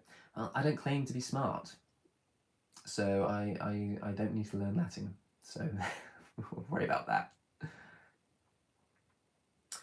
Benedict says, what is wrong with satirical micronation? What makes Stamaria more legitimate legally, and by what you gain from it? Molossia, Slowjamastan, Aigues-Mortes, not familiar with that one, I'm afraid, or more satirical as well, but doing well. I mean, again, yes, they are. They are entirely, well, I don't know about Aigues-Mortes, but certainly Slowjamastan and Molossia are entirely satirical, and they are doing very well for themselves in terms of people knowing who they are. But do I genuinely think that they are interested in building an actual nation? And the answer is no. It's clearly not what they are trying to do. It might be a gimmick, it might be for lols, it might be, you know, as I say, just for satire, whatever else. That's fine. They can do their thing, we will do ours. But in terms of making it more legitimate, I don't claim Stamaria to be more legitimate, but we are a lot more serious about what we are trying to do. We can't do what we want to do. We can't attract the right people if we are going to behave like they do. Do you think people are going to invest thousands or tens of thousands of pounds? Do you think people are going to invest all of their time, their energy, their financial resources, or whatever the case may be, in trying to build a nation as a part of Stamaria, be it in the acquisition of provinces or attending summits or gatherings or whatever else? Do you think that the people attending these are doing so, certainly attending Stamarian summits and gatherings and everything, are doing so because they're there just to you know, have a laugh? Or do you think they're doing so because they actually want to build something genuine? And this is the big sticking point, I think. Because as I said, people can identify as a micronationalist, and they can do it for whatever reason, and they can be satirical if they want. But if you're going to act like a clown constantly, then you're going to be surrounded by clowns. You will only attract the kind of people that you are advertising yourself as. So if you're advertising yourself as a satirical joke nation, you're going to get a lot of people involved that are going to be in it for the lols. They're not going to be interested in committing themselves to actually building something genuine. And so that's why we are different. We are building something genuine, and the people that we do attract know that. And they are looking to build an actual nation. They are looking to do something genuine and generational. And so there's no benefit to us in going down the satirical route, because people will just turn their heads and go, well, obviously they're not actually interested in building this, but we are. And that's why we present ourselves in the way that we do. We do have a few, you know, gimmicky videos or a few satirical videos now and again, just to sort of, you know, lighten things up, I suppose, or spice things up. But in terms of our primary focus, people can see that what we are doing is rooted in reality and trying to actually accomplish something meaningful, to establish a nation in the modern world. It's no small feat, and it will require a great deal of dedication and commitment from those involved, not least myself and the Imperial family, but also the upper echelons of the Stamarian community. And people want to see that. People want to see that level of commitment, that level of seriousness. And if they don't have that, then they won't get involved. And the whole thing will start to stagnate and potentially fall apart. But as I say, trying to actually build Stamaria into something far more meaningful than just a satirical joke micronation is something that we've always been striving to do. Right.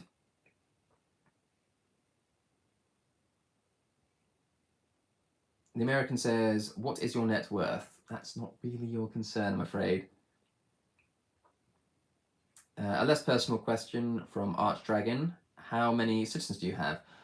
We recently announced 50 citizens of Stamaria, which is a good milestone. I do like to think sometimes when we, back to the founding of Stamaria, when it was just myself and my wife, and it was just me and my wife for a year, because we didn't allow people to join Stamaria for the first year of our existence, while we sort of worked out what exactly, the finer details of how we were going to go about this were sort of ironed out and set in, well, I say set in stone. Some of the things that we set in stone did end up evolving as we started to grow and evolve ourselves. But 50 citizens more recently is the new mark that we've had, the new high watermark, if you like. Serbska says, what do you think about socialism? I mean, it depends. There are many different branches of socialism. But the bottom line is that I don't think any kind of collectivist ideology, any ideology that puts community above the individual, is one that should be readily embraced. Because in order to do so, you give power to people, and if you give too much power to, a few select individuals, that leaves it open to abuse. And this has been seen time and time again throughout human history. I mean, the actual I think that's the real divide when you have all these terminologies between socialism and communism and fascism and capitalism. You really just need to really understand the difference between those that advocate individualism and those that advocate collectivism. I think that is basically the fundamental difference. And socialism is very much a form of collectivism, perhaps not as extreme in many circumstances as communism, which is obviously about restructuring society as an entirety. But it depends on what kind of socialist you're talking to. It depends what kind of doctrine you're talking about rather. But as an aside, I just don't think going down the route of socialism is the way to go. And I say this as someone that in the past would have identified as a socialist. I would have been the one out there in my sort of early 20s saying we need to nationalize certain industries, we need to increase the minimum wage, we need more government regulation and all of that jazz. And then, since my early 20s, I've since drifted further and further away from that and come to the realization that less government power is necessary in order to not just maximize personal liberty, which is obvious in itself, but also prosperity. If you maximize freedom, you maximize prosperity, you maximize opportunity, you maximize the innovation that's necessary to drive everything forward. And having a top-down bureaucracy saying what you can and cannot do, or who you can and cannot associate with, or what you can and cannot have, that is a problem. I'm not saying go full anarchy on it, but I am saying that less government regulation, less government involvement in your life is, on the whole, better. So hopefully that kind of answers your question. How many languages do you speak? 1. Here's my advice: get rich, and then your daughter can live off the trust fund and go to college for what she wants and for the prestige.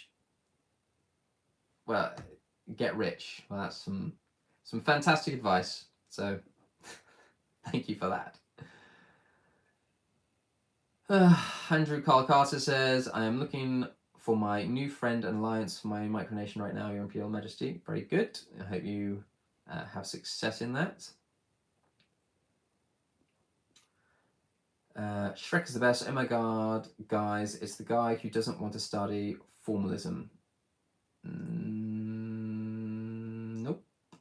Sorry, I was just reading the rest of this comment. I'm not really sure what they're talking about. But no, no, that's fine.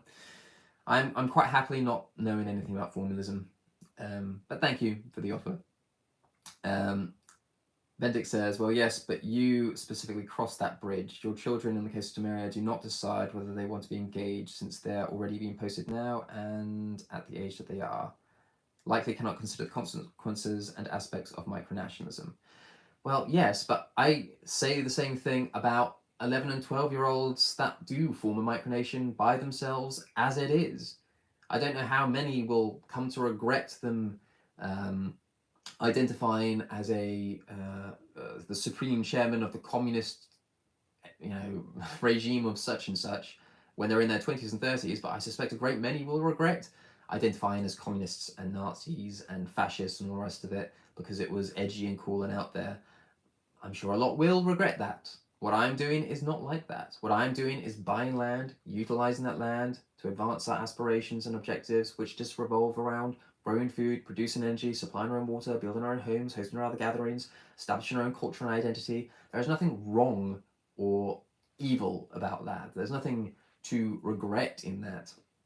There's nothing that's being invested in Stamaria in terms of time or resources that isn't going to be of benefit to myself, to my family, and that would include Eleanor.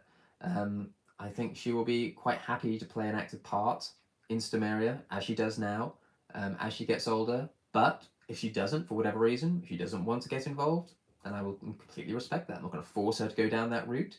But I do nevertheless think it's important, speaking purely as a father, even if, putting nation building to one side, that they do learn about all of the things that we do talk about as a part of the nation building experience, which would include things like how to, swing an axe, how to grow your own food, how to prepare food, how to actually, find a way to supply and drink water safely, how renewable energy actually works, and how to actually go about producing it. And all of these different things that you just don't get taught about in the school system. These sorts of things I think are quite important. And as I say, speaking purely as a father, I would still continue to teach her these things, even if it wasn't done under the banner of Stamaria. But the fact that there is a banner still flying in the breeze at Southwood, where we do a lot of these activities, that's just an added bonus as far as I'm concerned.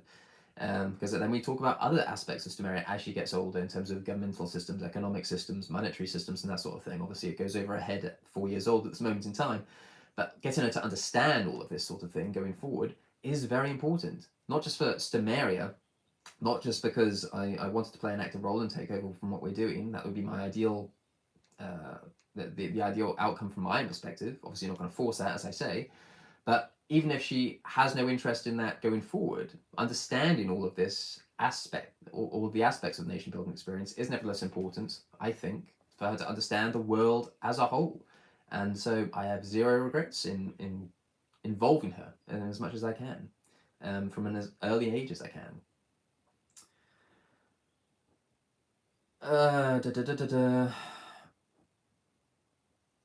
Stott is a Tyros or something on the zodiac. No, I'm a Pisces, actually. I don't know how Eleanor will turn out. Stott reminds me of Logan Roy from Succession. His kids will end up not like him. I have no idea who that is, what that is. Your opinion of my children is not really relevant or interesting to me, so... Eleanor will want to be a normal girl. This might sound intrusive, but why do you only have one heir? Because we only wanted one child. The American says, so at this point, why didn't you become Confucian, ancestor worship, filial piety, meritocracy? Because I'm not interested in Confucianism, Christianity, Judaism, Islam, or whatever else. I have a set of values and aspirations. I do not need to get pigeonholed into a faith in order to be able to, or an ideological doctrine even, in order to, do what we do. It's just not relevant. I understand that there's a weird obsession amongst people to want to actually categorize and pigeonhole everyone into everything, so that they can make an informed decision about them based on those characteristics or traits, but that's just not what I am about. I don't care about, for the most part, I don't care about ideologies. I don't care about religion. I just know what is right and what is wrong for my own experiences in my own life. And I go about my day quite happily, treating people with the courtesy and respect that they deserve, or not, depending on who they are. And I don't require any higher power or higher authority to tell me that is right or wrong. And it's as simple as that. Andrew Carter says, my Micronation is the Christian nation right now, Imperial Majesty. Yep, we know. The Pragmatist, how will you appeal to a wider audience, to the youth, to the future? I think simply by doing what we're doing, by talking about what we believe is important, and by talking about what we believe is important, we will attract the right people. It doesn't matter if we are attracting huge numbers necessarily, as long as it's the right people. And this is the thing that a lot of people seem to get confused about, because if you have, I'll take Ladonia as a very good example, for instance. You have, 20, 30, 40,000 citizens in Ladonia, but, how many of them are actually involved in that nation in terms of or the micronation as they would define themselves? You don't have huge stadiums of Ladonians committed to actually establishing Ladonia as this separate entity, despite that's something that has been, I know, discussed with I forget her name now. I'm going to say Carol or Carolyn of Ladonia. I think she has gone on record saying that they looking at buying a village or whatever else and setting up a Ladonian community or whatever else. But I've never seen any drive from any of these 40,000 citizens to actually accomplish that. So it's far more important from my own perspective to be able to attract the right people, not just masses of people. Where are we? What are your opinions on the YouTube prankster known as Morb? I don't know. I don't know who these people are. It's not relevant to this channel. Archdragon says, how big is your plot of land? So the southward is about 1/3 of an acre, wayward south is about 1/3 of an acre, and then Augusta is about 0.16 square kilometers. So I think that's about 40 something acres, I think, if I'm just quickly doing the math in my head. I think it's a little over 40 acres. But southward, Stamaria, the land that we actually purchased, is just a 1/4 acre plot, which is about, I don't know, maybe 900 square meters, a little bit over from memory. But this is what I'm talking about. I mean, we could buy another one of those plots quite happily this year, but then it would prevent us from necessarily buying something 5 or 10 times larger next year. And this is basically where we're at. If we can delay pulling the trigger for as long as possible, we can get something far more substantial. Southwood is brilliant because it is able, we've been able to spend the last, year or so properly developing it. And we've grown huge amounts of produce there in terms of the variety that we've grown. We've installed the solar panels, we've installed the water collection facilities, the water butts, we've installed the compost bins, we've done a lot there, and it's like basically a testing ground, if you like, as to how we can do things or how we should go about trying to do things on a grander scale. And there are obviously some limitations with Southwood, being in the woods are certainly things we can't grow. We can't obviously grow wheats or barleys or anything like that. But in terms of actually using Southwood as basically a testing ground for the next round of provinces, that is something that we purchased Southwood for, and to have a semi-regular presence there in terms of people actually being on the land and helping to work on the land and all the rest of it, that was also something that was appealing to us. So using Southwood as a means of seeing how we can develop Stamaria on a larger scale, that's why we ended up purchasing it in the end and developing the way we did. And I don't know if you've seen the previous footage of what Southwood used to look like before we purchased it, and if you haven't, I recommend doing so, because it really gives you an idea of just how much it's changed in the last, where are we now? Probably 2 years, a little under 2 years since we purchased it, but we didn't really get going until sort of January 2023. But yeah, no, it's something that's definitely worth looking at in terms of how we've evolved it over the years. Have a look at the progress ports. Have a look at the first one and the last one, then you'll kind of get to see the before and after.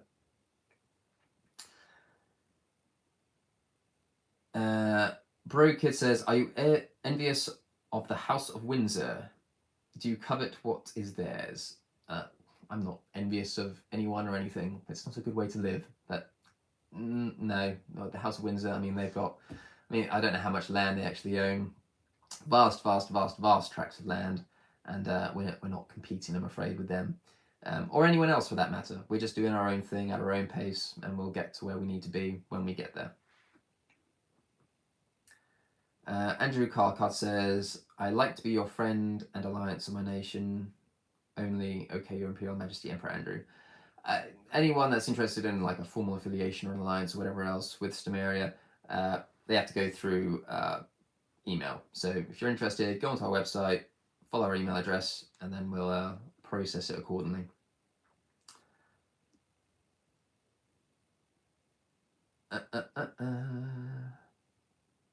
Where are we? Archdragon says, do you jump to conclusions to self-righteously judge others absent of knowledge of truths? I'm not quite sure what you're talking about. Judge others based on what? Yeah, sorry, I'm just rereading it. I'm not quite following what that... Yeah, you asked about the plot of land and then jumped onto that, so I'm not quite sure what that's about.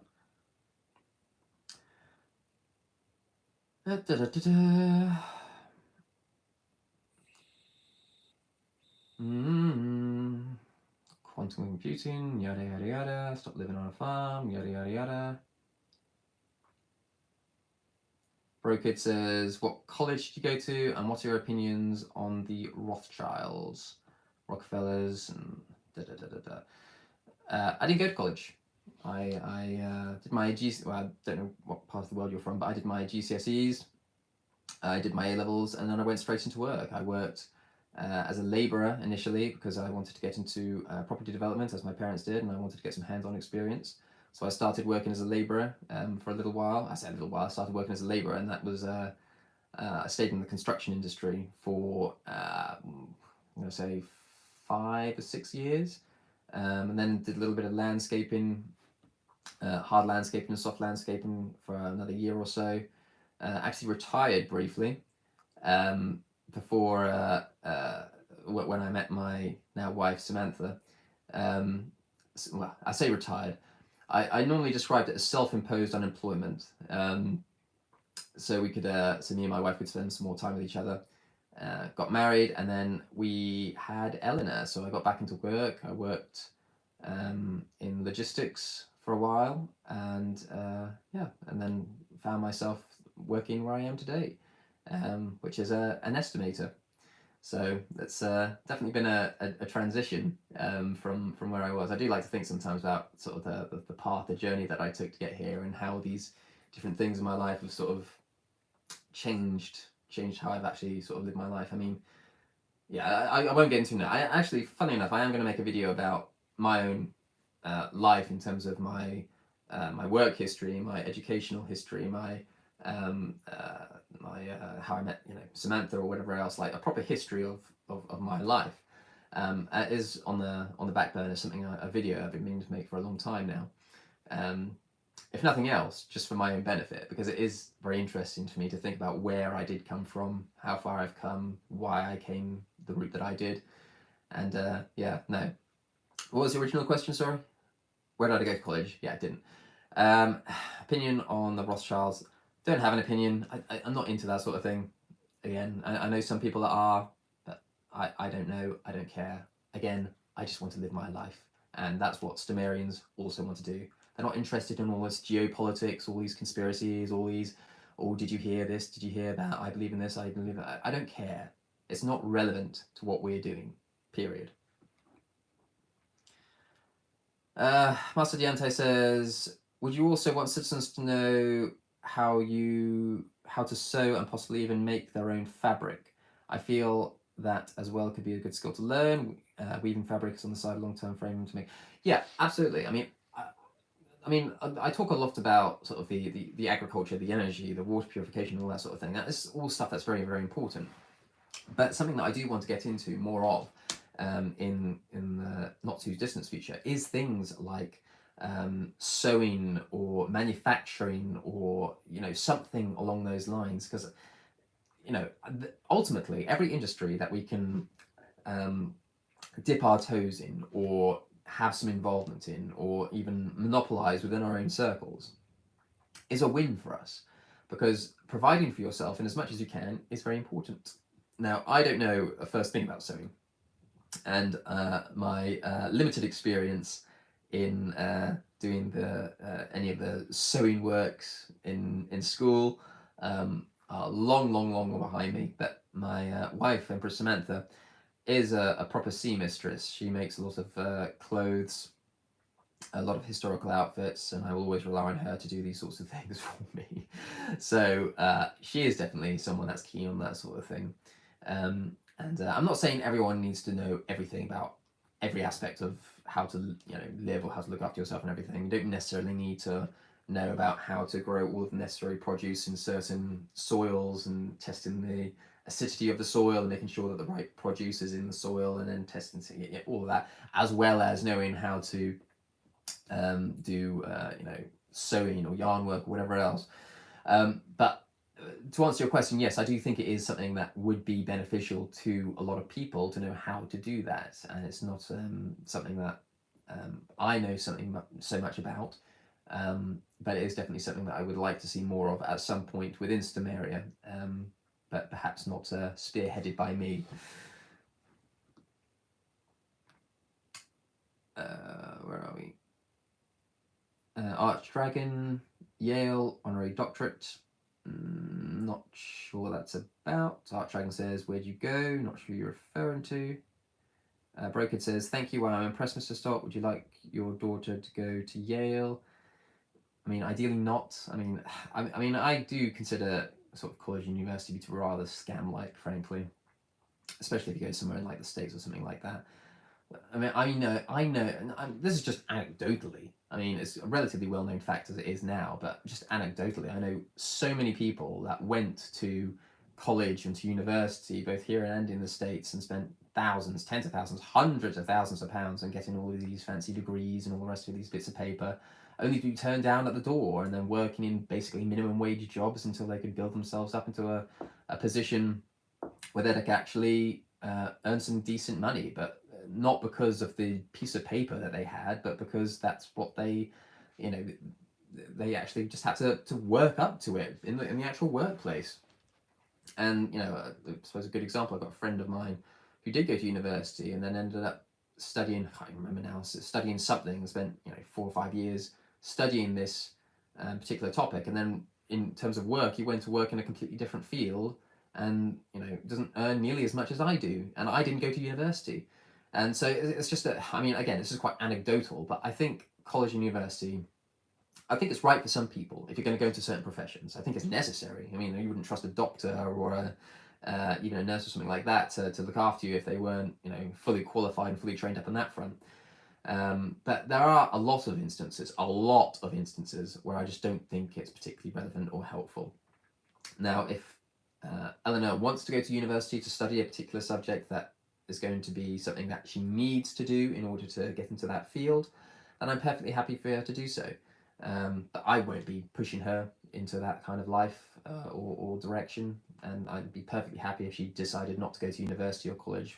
No pressure on that front, zero expectations for her to do so, because I don't think it's necessary to do so.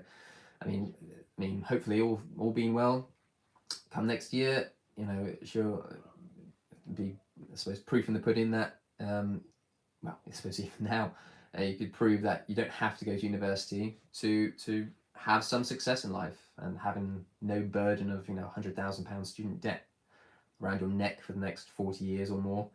I think there is a strong case to say that going to Yale or to university or college or whatever else is just not for a lot of people out there, which is a very muddled, roundabout way of saying I'm not fussed if she goes to Yale.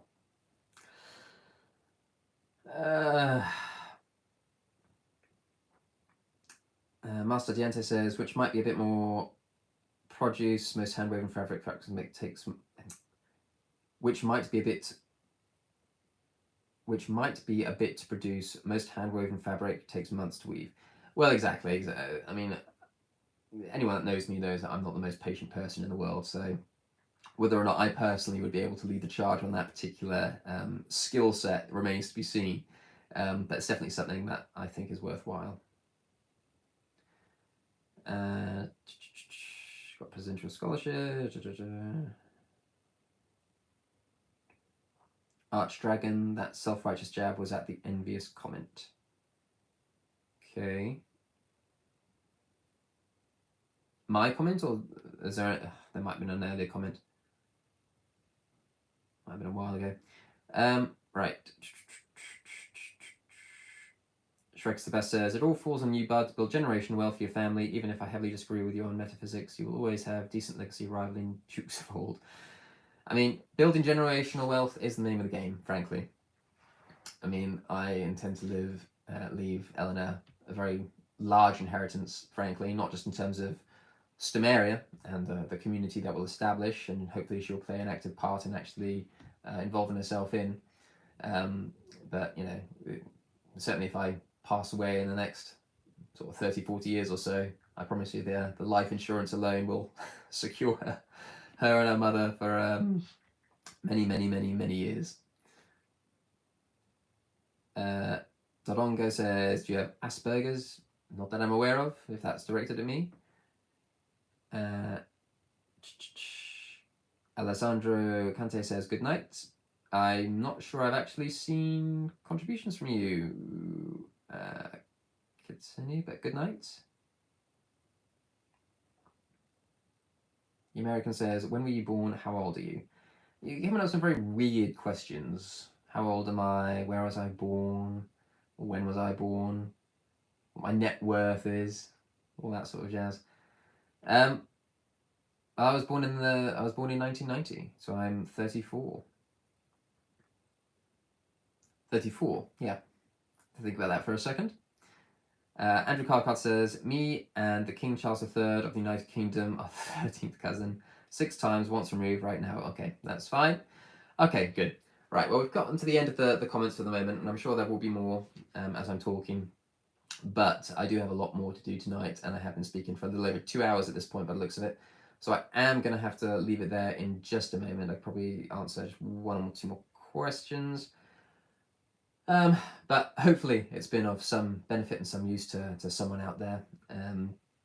As I say, I like to have these conversations, like to have these like sort of open chats, if you like, because these sort of off-the-cuff conversations can be quite good at getting to know one another in some capacity, particularly Sumerian supporters and Sumerian citizens.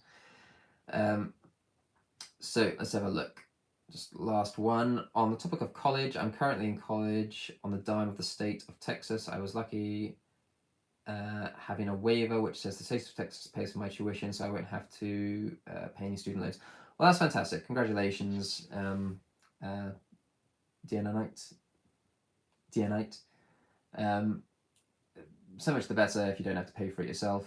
Hopefully you're learning something relevant and something that's going to be useful to you in later life.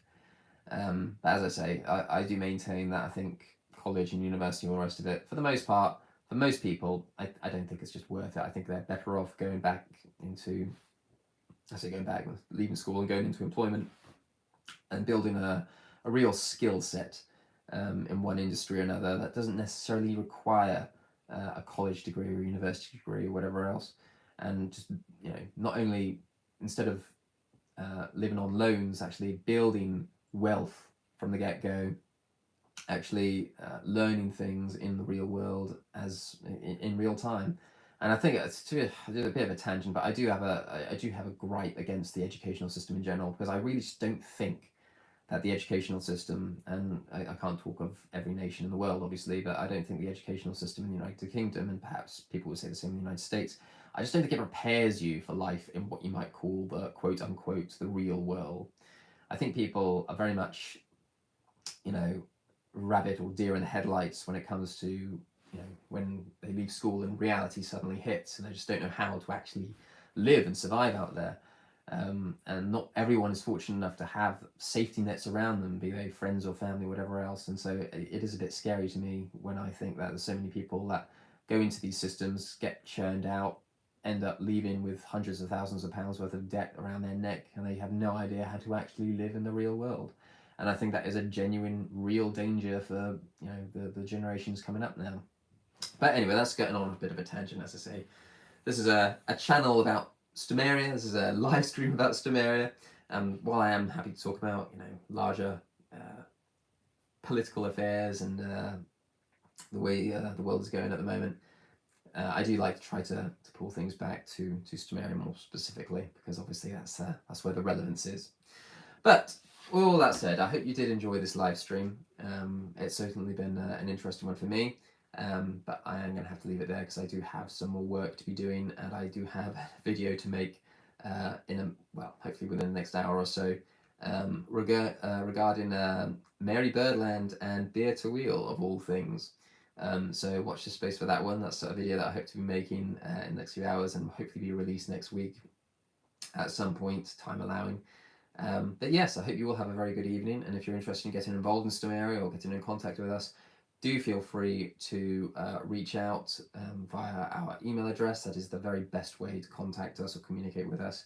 Sometimes when people comment on our YouTube videos or Facebook posts or whatever else, it's rare that I miss them, but there is occasion where I do, because we get hundreds and hundreds and hundreds of these every couple of months, and there's a good chance that I might miss it. So if you want to get in touch, if you want to get involved, then do so by just going to our website and touching base with us there. But with all that said, I hope you all have a good evening or good day wherever you may be, and we'll catch you in the next one.